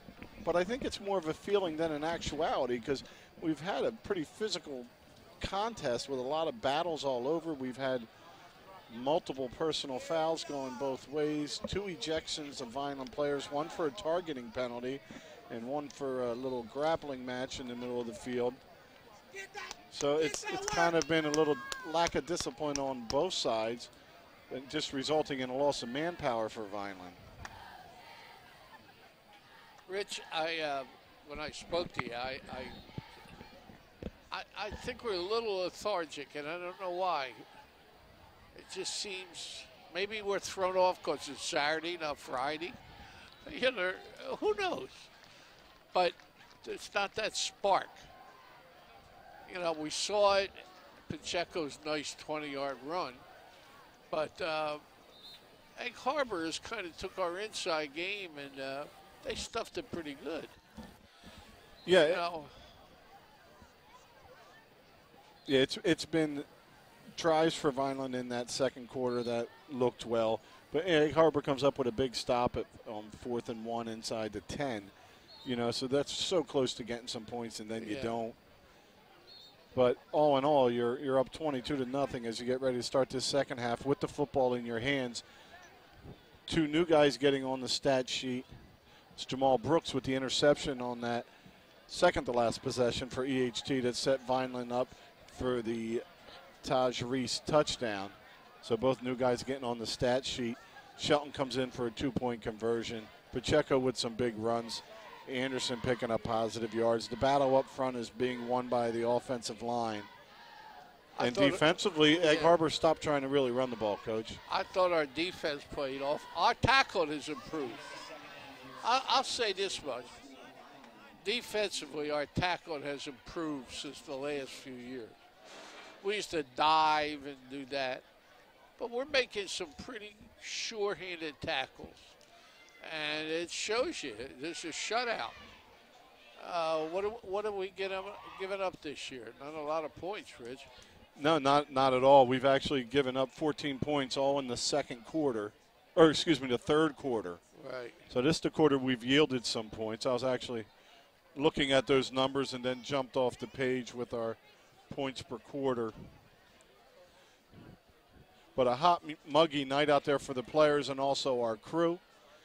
Today's crew, Mark McGill, Andrew Ellis, Kayla Spire, and crew chiefs Doug Diola, Ryan Steinbron, and as always, executive producer of VPS TV is Gia Masori, the school district's public information officer. We're ready for kickoff here. Vineland going to get the ball and try to keep this rolling up 22-0 as we're ready for kickoff. I'm ready, Coach. You ready? Yep. Now I think they're ready. Be surprised if Egg Harbor did a little onside kick action here. No. There's the onside kick I told you about, and it looks like Egg Harbor's picked it up. And Egg Harbor has the ball Oh, at the Rich, 48. good call. Well, thank you, Coach.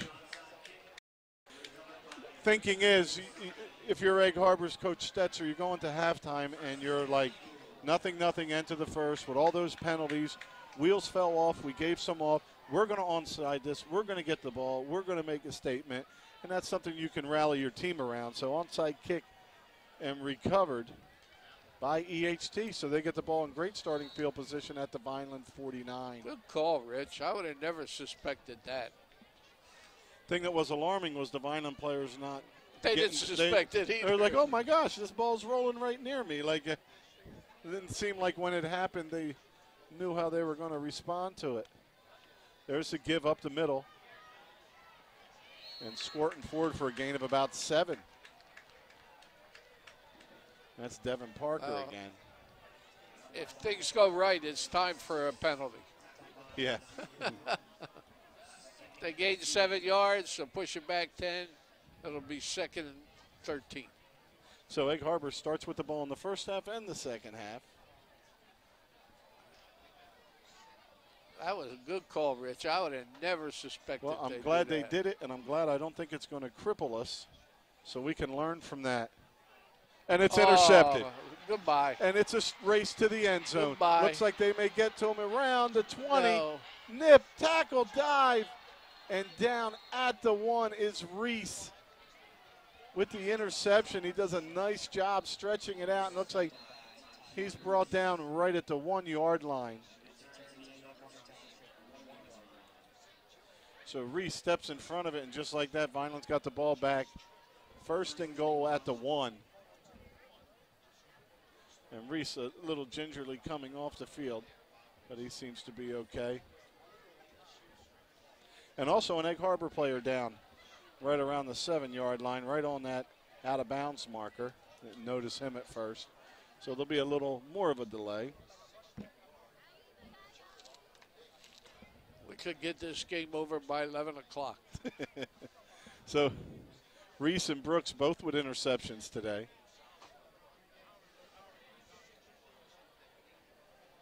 Boy, he jumped that route. Woo! And if not for the angle that the defender had, he was out running people, but when you have a nice angle on somebody and it looks like the player's still down. Well, Coach, next week we're back to the norm on Friday nights at 7. It'll be Vineland at Cumberland. Cumberland struggled this year, but around the old Cape. Next week, Collingswood, Buna. These are Friday night games. Gloucester Catholic, Middle Township. Lower and Wildwood, somebody's getting a win in that one. Absegami at Eastern. Delsey at Holy Spirit, that should be a good one. Overbrook at Oakcrest. And Pleasantville at Shalleck. When I was going over results from last night, boy, it was Pleasantville all over Riverside, 57-6. So Pleasantville really has it going this year. Nice to see for them, a team that's struggled for quite a long time. 2-1? Pleasantville is now 2-0. 2-0? Yeah, I don't know what happened there. 1-0 going in instead of 2-0. So they're 2-0 now. Atlantic City at Bridgeton. That was a good game last night. It was AC with a comeback win, 27-24 over Bridgeton. So Bridgeton almost does it, but just can't quite finish it off. And St. Joe's will be at 2-0 at 1-1 Absegami. And the player is now up. We'll finish off Saturday. It's Ocean City at Cedar Creek at 1. Holy Spirit. Oh, that's today's. That's today's games. What, Delsey at Holy Spirit? No, today, Ocean City, Cedar Creek, Holy Spirit, Lower. Oh. In our game. All right, 1st and goal, Fighting Clan. We're ready to play again. It's Pacheco with Anderson alongside. It's a give, and it looks like nothing there. It's Anderson stopped. Nice job by that defensive front, getting their pad level a little lower than the Vineland side. So it'll be a modest gain of about a foot. Ball now just inside the 1. Vineland stays tight. Look for them to try to just pound it in the middle again. This time it's Reese. And he's in for the score. Tajir Reese, a 1-yard touchdown run. So he gets the interception and sets it up. And play 2 takes it in the end zone for the score. So 28-0 Vineland. Now see if Vineland goes for 1 or 2. It looks like Vineland will be kicking. Carly Kling in to kick it off Ryan Shelton's hold. And Ray Greif will be the long snapper, wearing 68 instead of his normal number 60 tonight. Good snap, good placement. It's high and gonna fall. So a little under that one, as that one doesn't get blocked. Had a nice trajectory, but just a little short. So 28-0 Vineland. Who's the snapper? Ray Greif. Oh, is that Ray's son? I'm not sure if it's Ray's son, Jamie's son. I would think guess Ray's. I know Ray think has a it's son Ray, in high yeah. school. We've been at middle school functions and all together. Well, he was a good center. Yeah, he was my hitting buddy for a few years. Being a nose guard, me and Ray hit each other for quite a long time. Played midget football all through with Ray on the Raiders before we came to you, and definitely one of the more skilled centers that you've had. There was other ones you had that were good, but for different reasons. I always remember Cohen, my sophomore year in '84. I don't know if he knew how to block, but he had good left uppercuts and jabs. And 30 got the job done. Same way. John Hersey. Oh, John would bite your ear off rather than give up. Chuck Biondi was the other one you had with that year. All right, Vineland set to kick it off. They're back to the hash.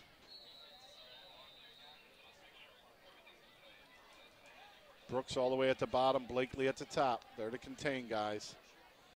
And that one stroked almost over the head, but caught at the 12-yard line. Looking for a little room in the middle. Takes a big hit, and he's brought down at the 32. Nice return on the play.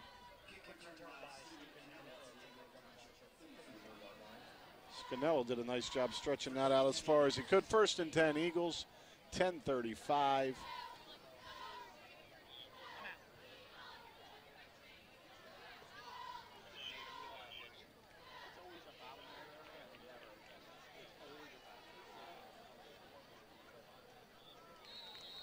So Vineland back with that starting unit up front.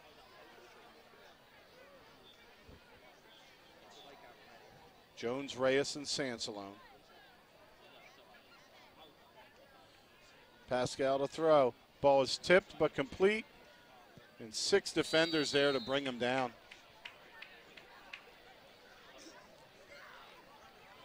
They, not a good thing about Vineland's defense. They hustle to the ball. And like you were saying earlier, they get there, and we're a pretty good tackling team. What the hell's that drill we used to do? Run a kid wide, everybody had to touch him. Oklahoma. Oh, no, pursuit drill. Pursuit. Nothing much on the top there. It looks like the ball may have come out at the end of the play. And he's ruled down. So 3rd and short for EHT. Was the pursuit drill, Rich. That was a great drill. I stole that from Lou Holtz. Nope. Ardahun's down on the field. Let's hope he's cramped up. And yeah, in coaching, I added one thing to your pursuit drill, Coach. I had a shark. And the shark was the only guy blocking for the guy running the pursuit drill. So you had to have your head on a swivel, and the shark was always a fullback, somebody that could hit hard and run a little bit, and you would have these collisions that would be pretty physical, but it would teach kids how to have your head on a swivel. You don't want to just be running, not knowing what's going on around you.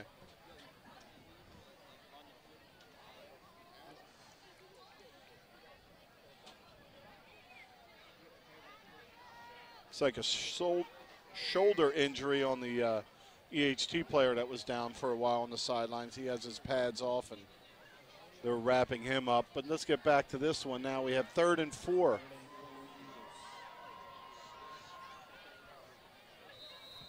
It's like Broom has moved to the inside to replace Blackwell. There's a give up the middle. It's going to be a first down before Broom makes the stop. Broom makes the tackle, but only needing a handful and getting 5 when they need 4. First down, EHT. Egg Harbor hits very quick, Rich. There's no cutting and slicing. Yeah, it's kind of They weird. want that first 3 yards. And it's kind of weird that when they're doing that, you see the running backs do it, but the receivers have a move right after the catch. Circle left, circle right, get up the field. They're a little more elusive in there, and their style is very different than when they're running the ball. So 1st and 10.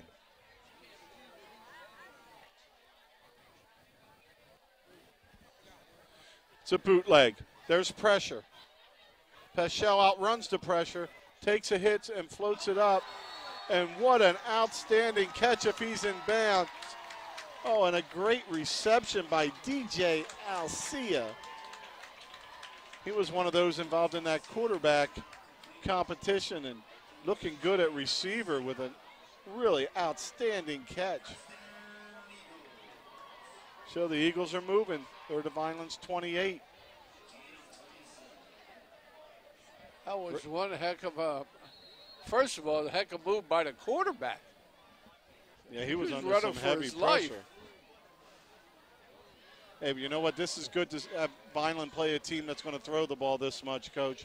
Give you a little practice for when those playoff starts. It was last year's first-round playoff game versus Hal, and they threw the ball about 35 times.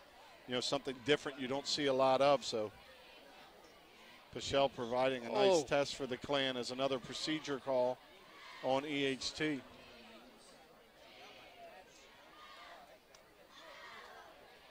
.8:30 in the 3rd quarter left. And Vineland getting work done. 28-0.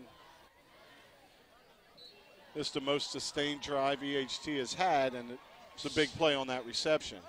This is the second time they've been in our territory. Once in the first half, just before the half ended. And this time. All right, so 1st and 15. Peschel's going to throw it again. Floats it complete. Shelton on the tackle. Helped out by Broom.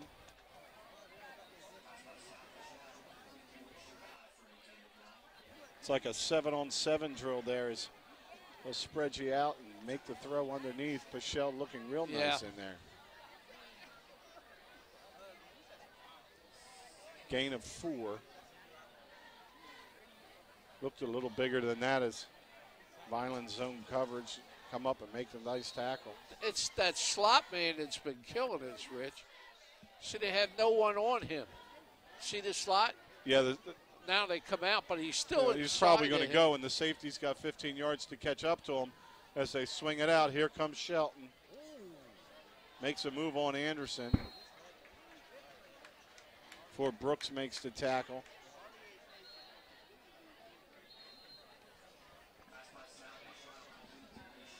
And Taj Reese down with some leg cramps.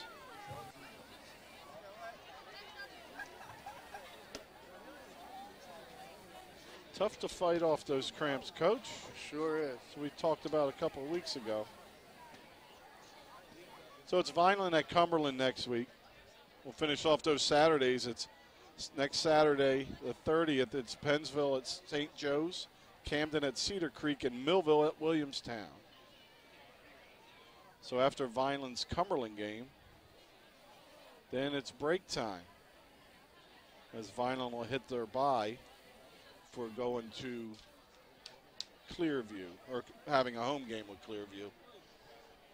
Only got 3 of them. Yeah, we were blessed last year. We had Yeah, so many 6. home ones, and there's nothing like being home. And you know, we've accommodated very well here at Egg Harbor Township. But Sometimes you're not. Sometimes there's too many people. Sometimes there's no Oh, space. Rich, Cherry Hill, they welcomed you with open arms last week. Yeah, they didn't have a press box. They didn't have a bleacher taller than 10 foot high. And when the poor crew, they set up the camera up in the top. And then, the band's going to be under there. You got to move it. So then we're at the 6 foot bleacher.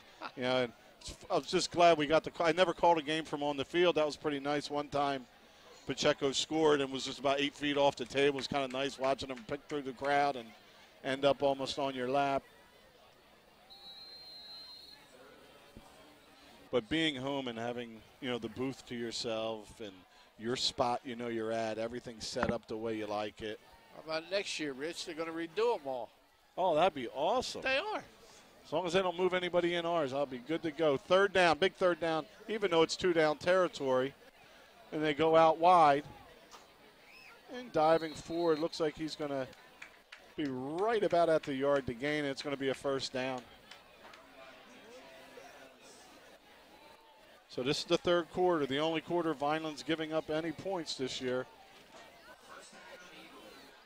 And Egg Harbor on the move. For Vineland, they're scoring by quarters. 14 in the first coming into tonight. 21 in the second. They put 22 on that tonight. 18 in the third. 35 in the fourth. And Vineland's just yielded those 14 points in the third quarter. Pretty good drive for Egg Harbor, Rich. They started on their own 34.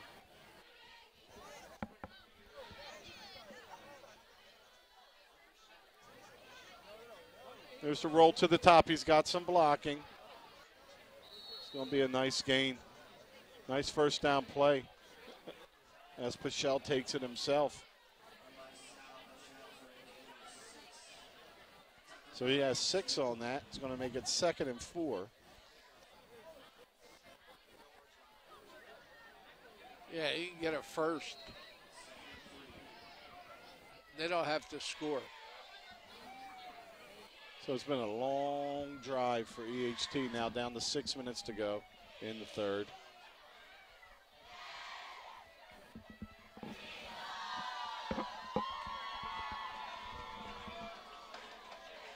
The fans come to life looking, see if EHT can get on the board. I formation, there's a dive and hit and drop, but he's got the first down.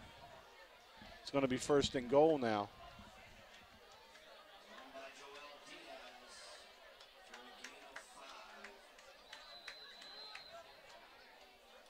So Vineland's defense with its back to the wall. Looking for their first shutout of the year. 62-yard drive, Rich. Pretty good. So back to that I formation. This is where they really miss Connor Alstino, their fullback for the past 3 years. Stumbling and going down a loss of about 5 on the play is Pichelle, who loses his footing. He's back at the 10-yard line. So 2nd and goal from the 10. Yeah, he went down under his couldn't get past that blade of grass. He just caught his spikes. Tried to stay on his feet by sprawling out. And well, for one, the penalty flag, it was the turf. A trip.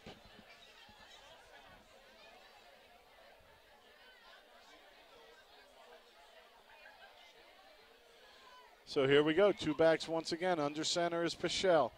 He's going to fake and bootleg. He's looking to run. Gets to the outside, and he's dropped after a gain of about a yard. The officials are in a hurry to head home, saying wind that clock. Somehow they thought he was down before he was out of bounds.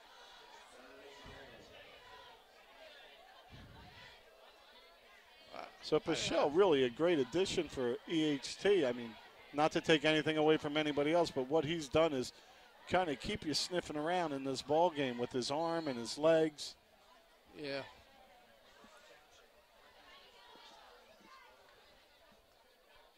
Emerson had not in Didn't there. he go out of bounds? Yeah, that's what I was saying. The ref saying keep the clock running. Keep going. I just asked you that question, Coach. Oh, I just looked up and saw it running. Yeah, somehow they thought he was inbounds. I don't know. So Pichelle gives up the middle. There's some running when the ball squirts loose, and it's recovered I think by Vineland, as there's a mad scramble. Pacheco says Vineland has it. And that's a touchback. That means Vineland's ball. So everything going well. A great drive by EHT and ends with the hit and the fumble as Ryan Shelton comes out of the bottom of the pile with it. So Vineland will get the ball on their 20, on their own 20, up 28-0, and they stop EHT's best chance to score. The nice hit causing that turnover.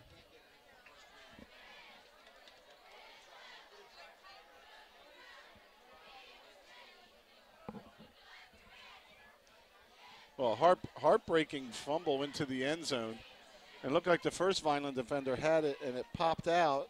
EHT almost had it, and then Shelton comes up with it at the end. So here's that offense. Javier Santana in at the wide receiver spot for Kent down the bottom. Tyreen Powell up at the top. J.P. Garcia in the slot. And Pacheco fakes to Anderson. Heads up the middle. Breaks 1, 2 tackles, 3 tackles. He's on his horse. Can he outrun the defender? He cuts to the top of the screen. 10-5 touchdown Fighting Clan.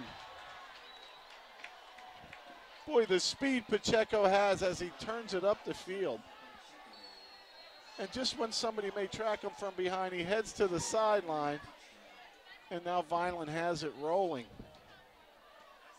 There is a flag down on the field. Oh, no. I don't know what that, I missed the signal, but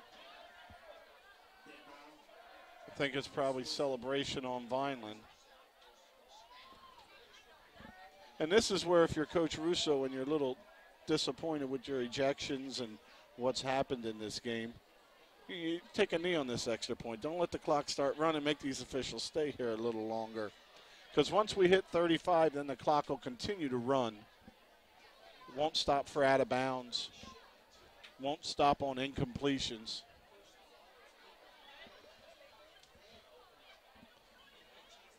And it'll be assessed on the kickoff, on sportsmanlike conduct. Against who? Against Vineland on the celebration. Oh. Now, I know that's something the coaches have been talking to the guys about. Be excited when you score, get to the sideline. And I think Pacheco sprinted to the sideline, but not quick enough in this case. So it is going to be a kick. It's Kling going to do the kicking. Shelton's hold. Greif snap. Snap is down. Kick is up. And just like the other, just falls a little short. So Kling in a bit of a rut after going 5 for 5 her first 5 attempts last week. So at 34, the clock will not be running, Coach. No.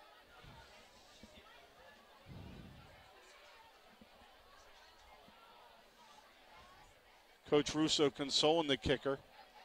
Boy, I'd like to have seen that touchback on our instant replay. So Coach consoling Miss Kling. As you know, 5 for 5 in a game, for your first 5 is something to be proud of. And right now, just everything's just a little off, and that'll get shored up. Nice. You got to have that kicking game going, so hopefully she'll get a few more chances this one. As we have 3:16 to go, no running clock, 34-0 Vineland. I'm not sure that fumble, Egg Harbor's ball player went in the end zone. That I would like to see. What's that? That touchback we got. It's a shame we don't have that. How come? I thought he crossed the line. He fumbled at like the 3-yard line. Oh, the ball went flying forward 4 yards. See, from my angle, it looked like I'm looking down this way. No, he was inside the 5, but it's weird that the ball went flying forward because he got hit from the front. It was kind of strange. Weird-looking play. So now with the 15 yards assessed on the kickoff, Robert Aparicio is going to be kicking from his own 25 instead of his own 40. The deep men are at the 30-yard line. And it's going to come down right to the 31, and the ball's loose on the ground. Making a few people miss before he's tackled at the 42-yard line is Joel Diaz. So good field position for EHT to start this with 3:10 to go in the third. Their last drive was their best drive. They moved inside the Vineland 5, pushed back to the 9, and then fumbling into the end zone where Vineland recovered. Egg Harbor's had some strange things, Rich. They got the ball the second half on an onside kick, then immediately threw an interception. That was returned almost all the way down to the 1. Then they got the ball back, they fumbled in the end zone. Yeah. So they've been kind of a little snake bit. Yeah.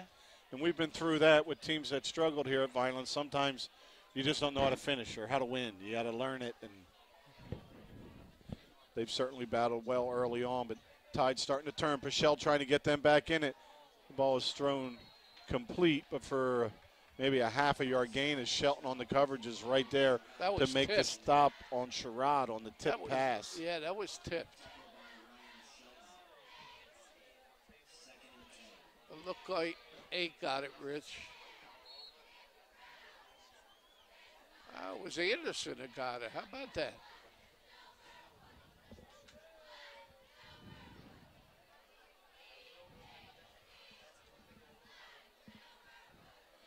So officially 2nd and 10.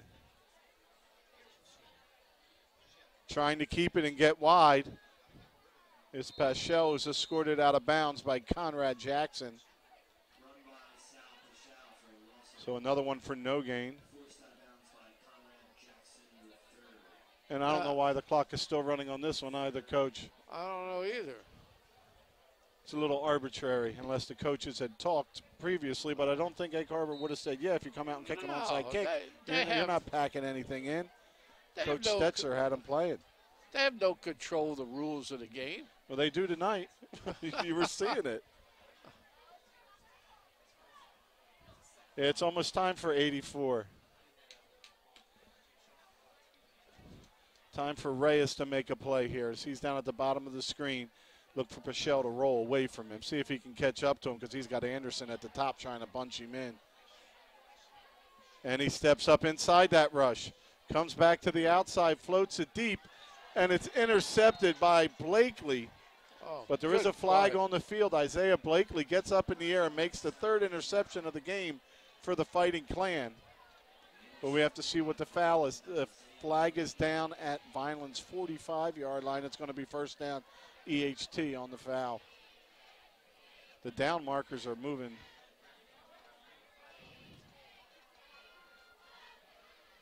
A defensive holding. But the sticks moved. The sticks are moved. Yeah. Now they're in big trouble. I got to see where they're going to put these. I don't know why the first down guy would be on the right side of the down marker to begin with, yet alone why they moved him.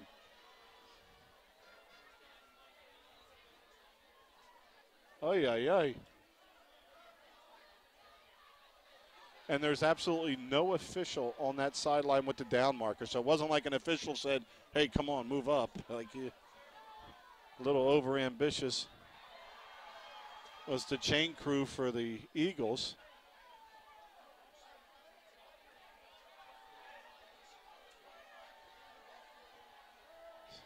Got to see how this plays so out. Now they're going to mark off 5? Why are we going all the way up? It's going to be 3rd and 1. Okay. So we have a battle of mascots.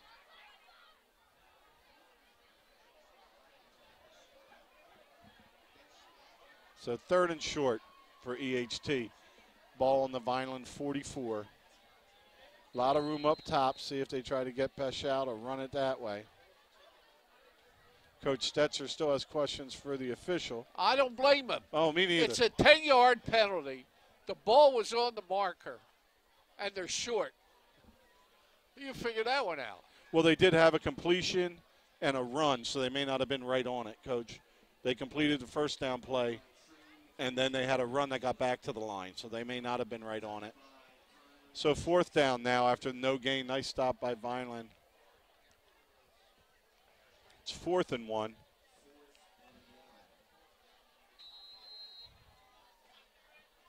The HT is going to go for it here. Oh, yeah. With 58 seconds and running in the 3rd quarter.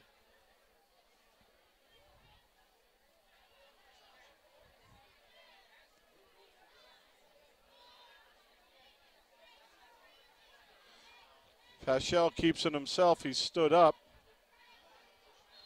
and brought backwards. And it looks like he's going to have the first down by about a half a yard. Let's see where it gets spotted. And with that spot, it should be a first down. At least it's a first down from where they put the markers back at. What do you think, Coach? There it is, first down. And the clock's running before the down markers are set.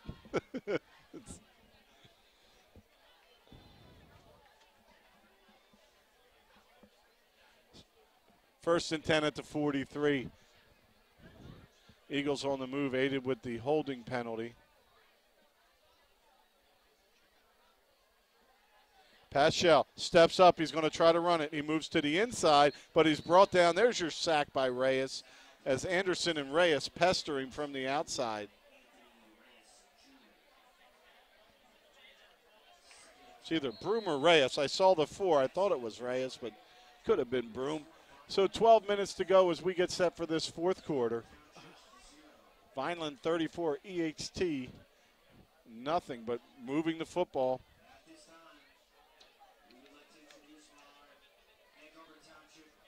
Yeah, in the fourth quarter. This is the third time they've been in Vineland territory. Of course, they haven't broke the goal line yet.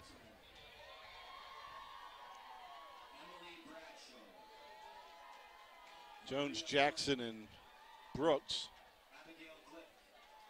getting ready to get back in there. Nice to see Comrade Jackson getting some extra time. He has a few receptions this year. It's nice to see him on the defensive side of the ball. Yeah. And each week it seems like we're getting more players back, but also getting more players involved. Some of the younger guys doing a little more. That's something nice when you have your schedule that starts out with games that you should be able to control like you've done tonight.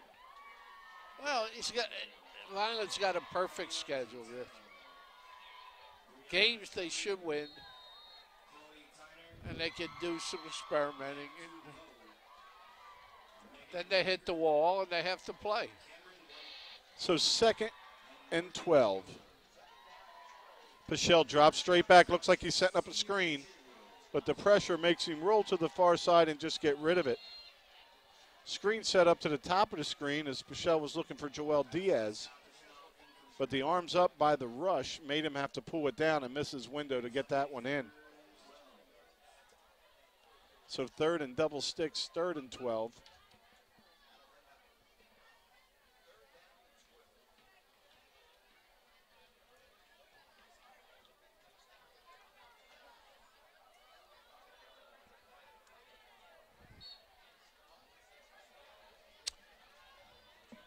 It's kind of slowed down the game a little bit.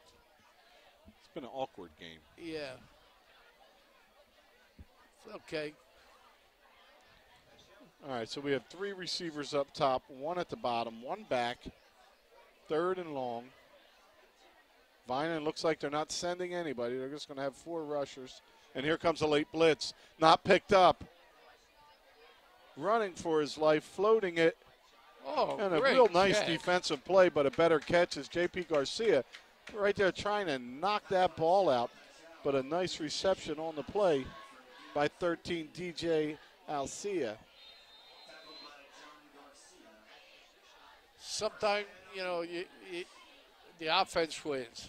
Yeah, It was a great pass rush, great secondary coverage, but the gentleman made a nice catch. yeah, he made a real nice catch, like holding on to it. That ball was hit and everything else. And Alcia gets it done for EHT. So first down now to Vineland 31.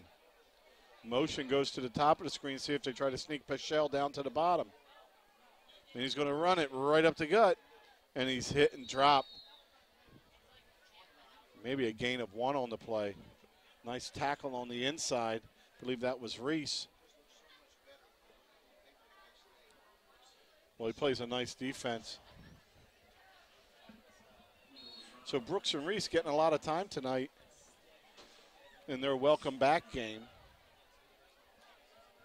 That was Jackson, Rich. 81, Jackson. Yeah. Oh, Jackson made the play. tackle. Oh, nice tackle by Jackson. And thank you, Coach. Jackson in there for Blackwell a lot today. 2nd and 8. Back to throw. Completes it over the middle. Tackled immediately. Looks like he may have enough for a first down. He's going to be right around the marker as Paschal completes it to Prince.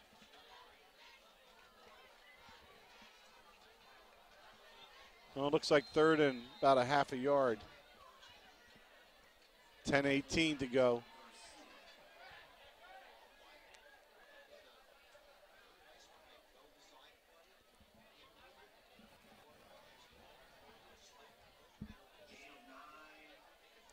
Now they're saying it was enough for a first down. So it is a first down. They moved the chains. 1st and 10. I don't know if Coach Stetzer has a different call for 1st and 10 versus 3rd and 1, but No. they're ready to go. No. EHT with trouble running. They're trying to keep Vineland honest with another run, and that one looks good for a gain of about 5. Before Broom makes the stop. Getting through that line of scrimmage, and the linebacker's there to make the play.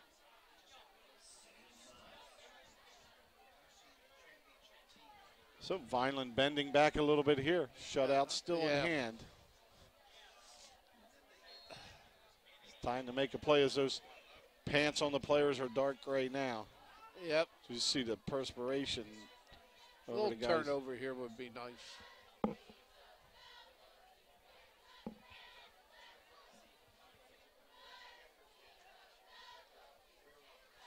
Paschal rolls to the top. Floats it deep. And there is a flag down, and I believe that's going to be a hold on 74. Jefferson DeJean, the tackle, the senior tackle, 6'3", 285. Looks like he held Ardahan up top of the screen.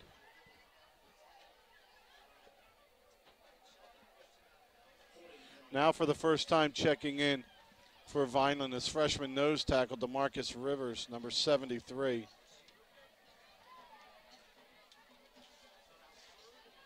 DeMarcus Rivers, the freshman at 6'1", 315. Wow. He battled early for the nose guard job, and it's the first action on the year we're going to see him. As I don't know if we have an injured player, that's the delay. It's been a pretty good drive, too, Rich. It started on Egg Harbor's 42 in the 3rd quarter. Well, they've done a nice job passing it, Coach, that they're hitting people when they're open. We're tackling what them was this immediately. penalty That was the hold on Ardahan by Jefferson DeJean. So 2nd and 19. Trying to get to the top of the screen and then scored it out of bounds after a modest gain. Conrad Jackson, along with Broom, Pacheco, and Anderson, all in position, has scored him out. So it looks like a 3rd and about 17.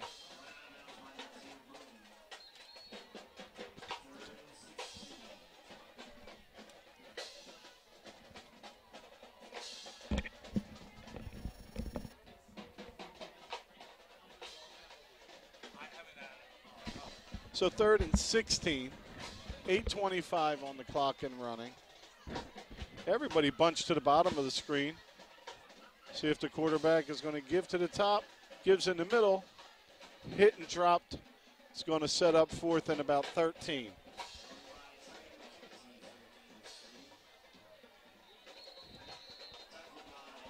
And we have another injury timeout. It's like some cramps on the EHT side this time. Well, Coach, as we wind down with 8:03 to go, it's been a workman-like performance by Vineland, 34-0. Hopefully you get the ball, get another score when you get it. But, they did their job. They got it done.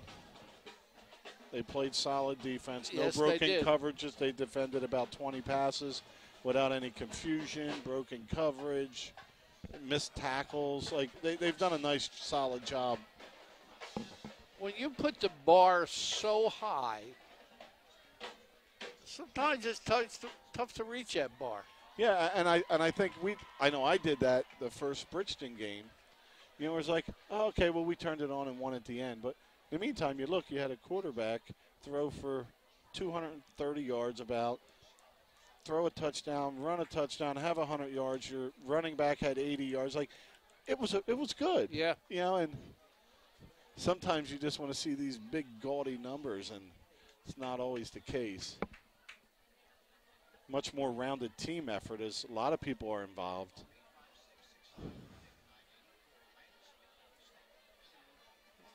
You know what I like about this team?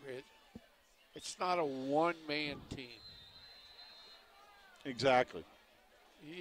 You could have a lot of people break out. You can't. Yeah. And just like we had Kent a couple games ago dominate 4 minutes of that game. Right. And really turn the ball game in Vineland's favor and tilted heavy our way.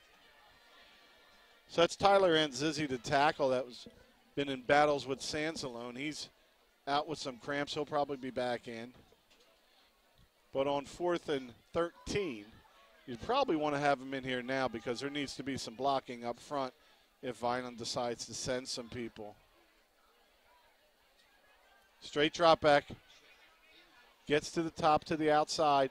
Hauls up, floats it. He's got a receiver who makes the catch for the touchdown. Nice reception by Maurice Sherrod. And the Eagles are on the scoreboard with the completion from Peschel to Sherrod. And he made a nice catch there as he grabbed it, then recaught it, and brought it down. That was the most open anybody's been all game, and that came from the quarterback rolling out and Vineland losing their edge containment on the bottom and letting him get to the sideline. Sherrod. Sherrod. Maurice Sherrod. So EHT going to try to kick the extra point. It'll be Chris Canuli off the Lucas Punty hold. High snap. It's down at the 18. Anderson there to put the finishing touches on the try that will go no good.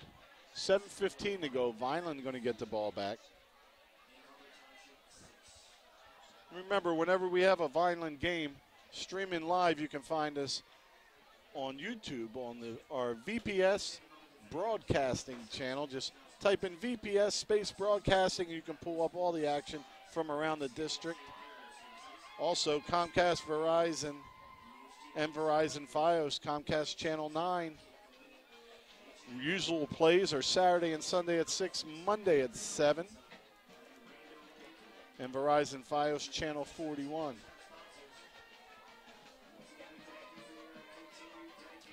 Well, Coach, all the ones out, and you march this ball back down the field in a hurry here? Oh, you have. Run the clock out.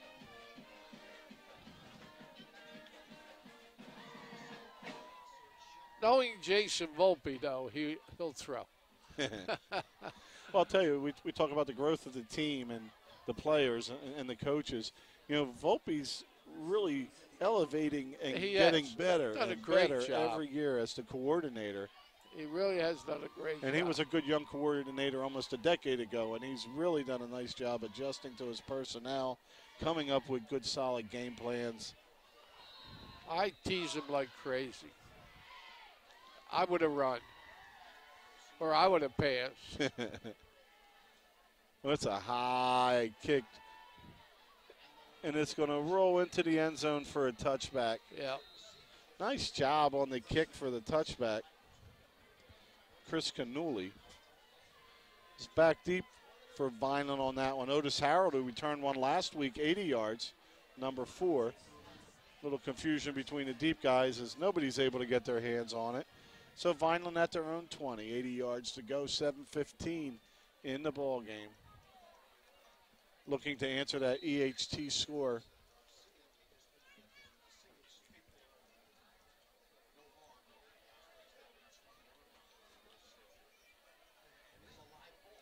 I believe today was some kind of homecoming activity for EHT as they introduced band and Senior Day. cheerleader senior day. So nice for them to get on the scoreboard. Yeah. But now we need to get back on that scoreboard.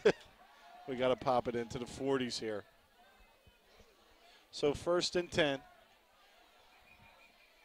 There's procedure call on that as Shelton in at quarterback.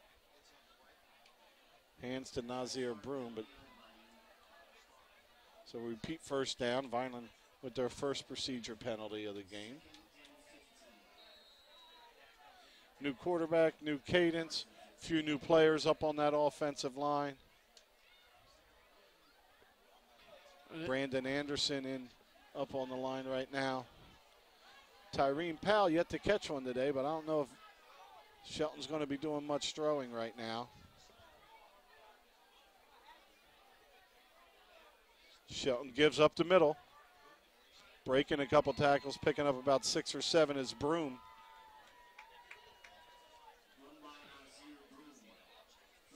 Broom, the sophomore, 5'11", 195. That's where Blackwell would have been, I think, Rich, running now. So she ran the second. Would have loved to see him run a little bit. Brandon Roldan up there on the line. Garcia in motion. Shelton's going to keep it. He's going to try to follow Garcia, who makes a real nice block. Shelton hits the brakes and brings it down about 2 or 3 yards short of the 1st down. Shelton's going to take it straight up the field. Not much there. He decides to follow Garcia, who makes a heck of a block. Garcia at 5'5", 145, sealing the edge up top on a linebacker. That's just an outstanding play by him on that jet sweep fake.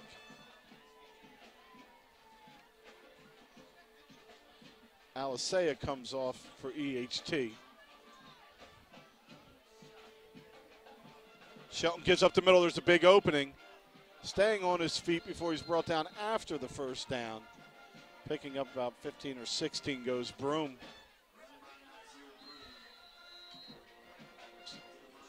That's Stanford's boy, isn't it? I believe so, Coach. I saw Stanford at a few games. Yeah. Another player down for EHT. So we'll get another little break here with 5:42 to go. And while we do that, let's once again thank our crew. Fortunately, we have a little breeze in here going on now, but it's been muggy and nasty out there. But thank you once again. Tonight's crew, Mark McGill, Andrew Ellis, Kayla Spire, crew chief Doug Diola and Ryan Steinbraun. And executive producer of VPS Television is Gia Masori, the school district's public information officer. Next week at Cumberland, but the regular time, 7 at night, Friday night. Give some compliments to Gia. She's done a good job. Say one more time. Missouri, she's really done a good job. You know, it was tough for her to come in. Yeah. And she really has done a good job. And the kids working for her.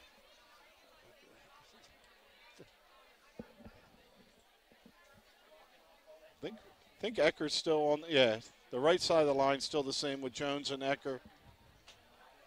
Bachman still at center. Just that left side getting a little break. Ardahan and Sansalone. Great game time experience for some of the younger players. Nice job. So it's thrown a little low to Powell, and it skips to him, so that's going to go incomplete. Shelton just a little underthrew that one. Yeah, disappointed Shelton. Been building up his arm, right? And he skipped onto him. Yeah, just a little low. I like when Shelton's moving, getting outside the pocket.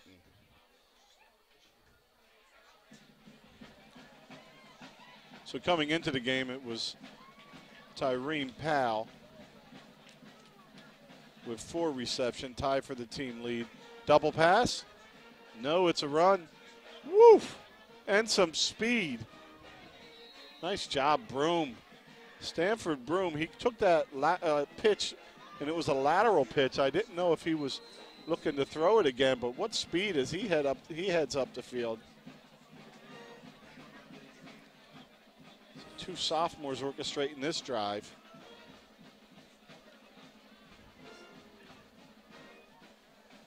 So quickly down to 440 and running.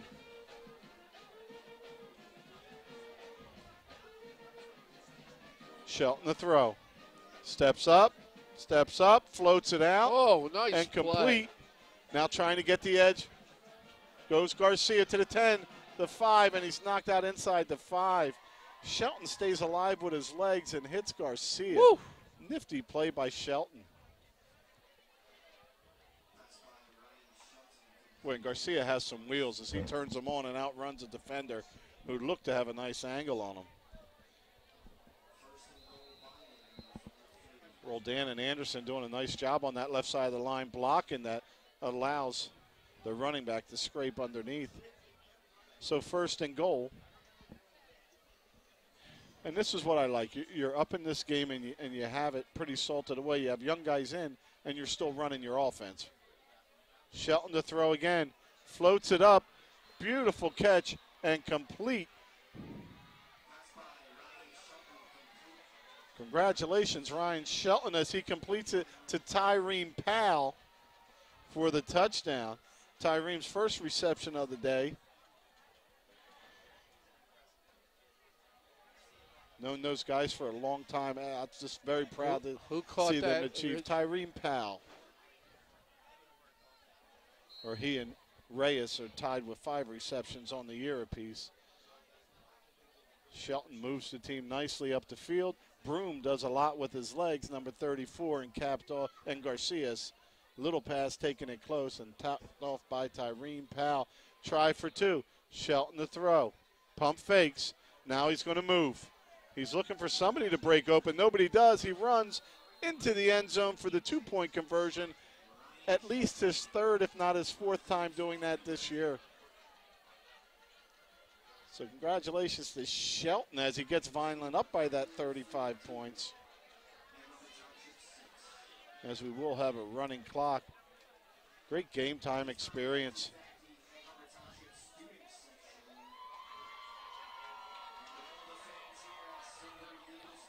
.42-6 Vineland, 3:54 to go.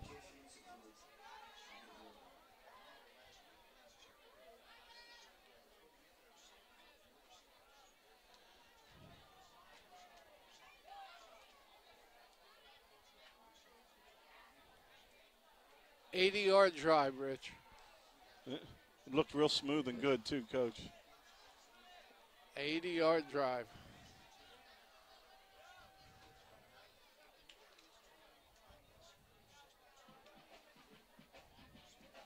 Boy, it makes you, you have a lot of upperclassmen that are really good football players that probably going to be a lot of them playing at the next level.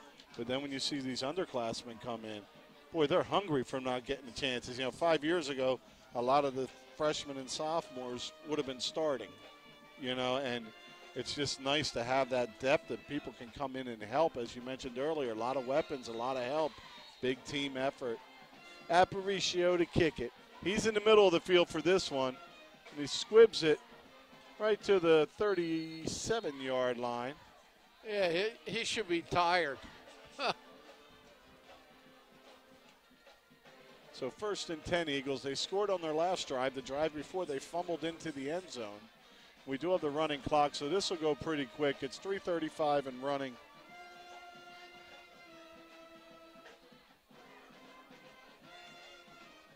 So it's going to be Rivers up front for Vineland on the defensive line. Alongside of him, Elijah Jones going to come off the nose and probably move out to tackle. I think Vineland's missing 1 down lineman now. 1, 2, 3, 4, 5, 6, 7, 8, 9. Missing a player. Yeah, they have 10 on the field right now. So they're missing a D lineman.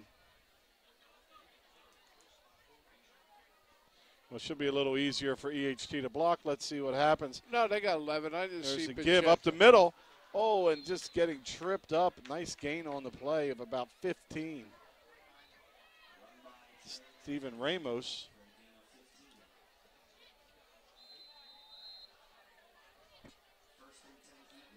Liza Jones checks out. I don't know why Pacheco's out there. Ronald Jackson checks in. As Coach mentioned, Pacheco down at the bottom of the screen in coverage.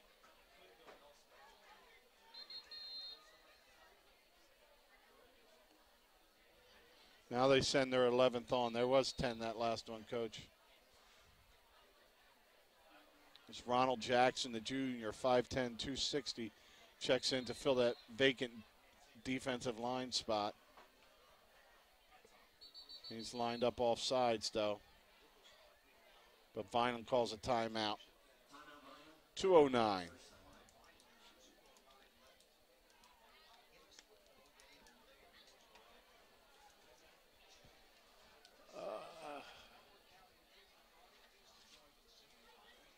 Yep. 3-0, Coach. Yeah.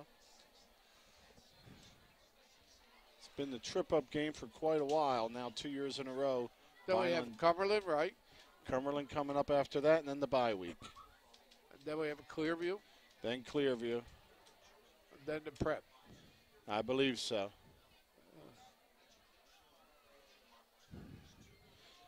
Yeah, and the thing, we talk about playoffs and hosting playoff games.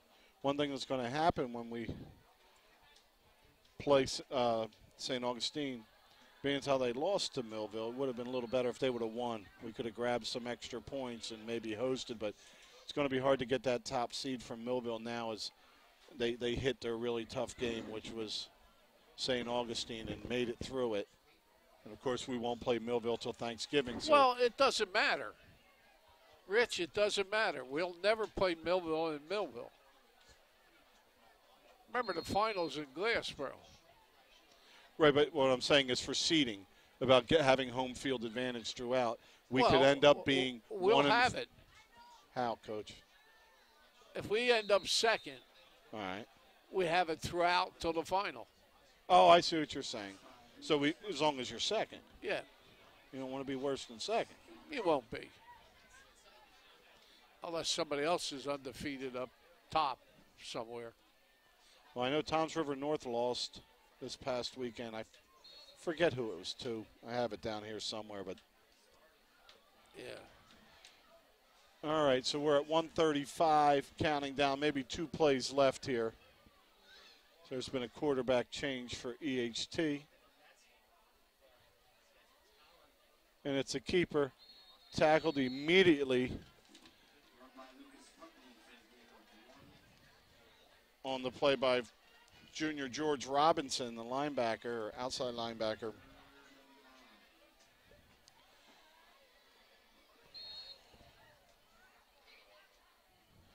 Lucas Putney in at quarterback, the senior for EHT. Really impressed with Peschel tonight.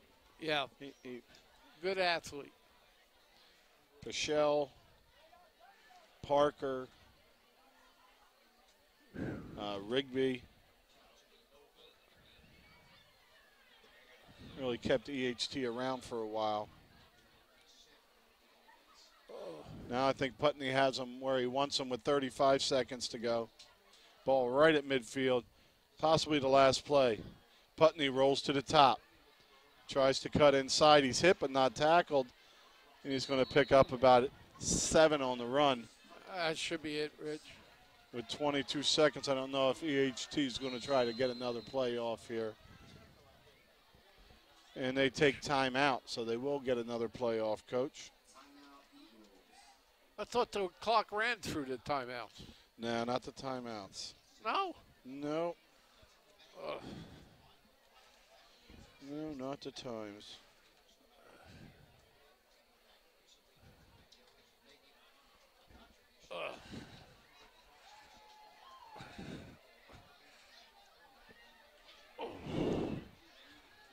You're not leaving yet. I see you getting up. Just trying to get a little blood in those legs. I might have to get something to drink. With 16 seconds left, while we have that timeout.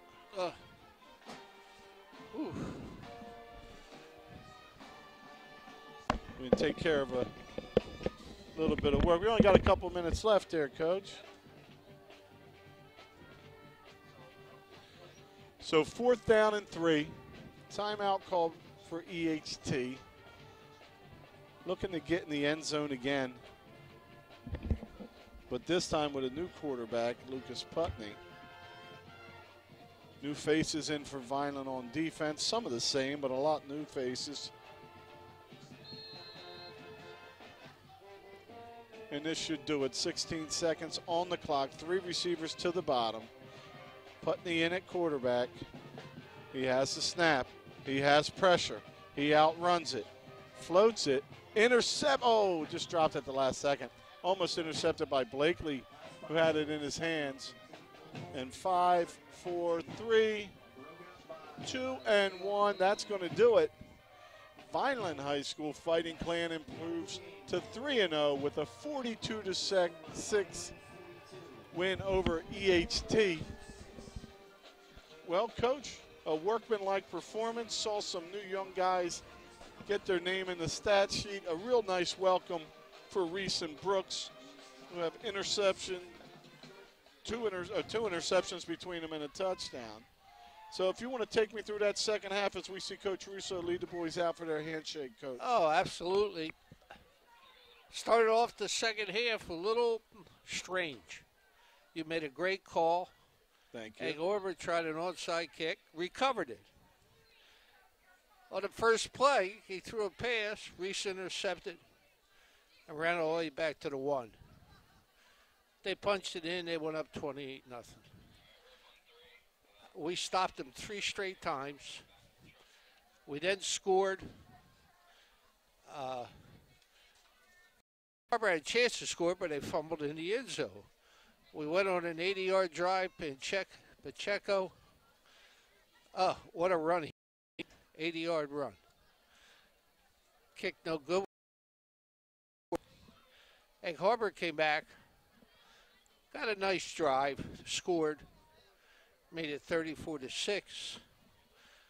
We then took the ball, Sheldon took over. He hit Powell at the 350 mark, went up 40-6. Sheldon got another 2-point conversion, which he's been doing pretty good. And Rich, Egg Harbor ran the clock out. Well, Coach, a nice workmanlike win for Vineland. And I think I'd be remiss without mentioning a little bit of how nice tonight was, having a booth, not being on a roof. What our old boss, John Sobrano, went through to pull the game off before, to have this one come off this clean and this easy was very nice. Rich, I kind of knew what was going to happen, so I went to a basketball clinic, and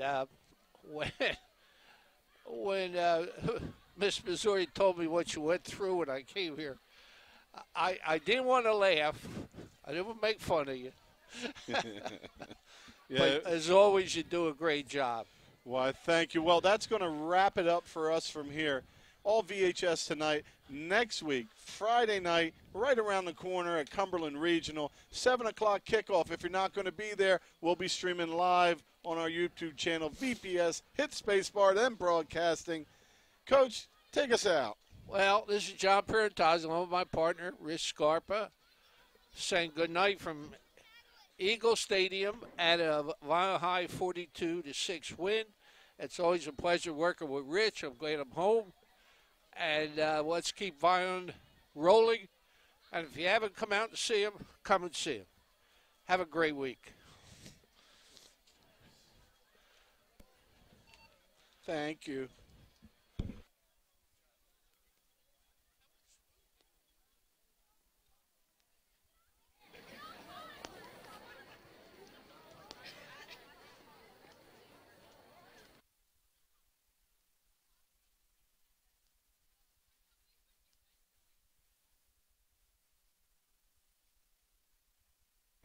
The Vineland football team and Red and Gray Gridiron Club would like to thank the following proud sponsors for their support of Vineland football this season.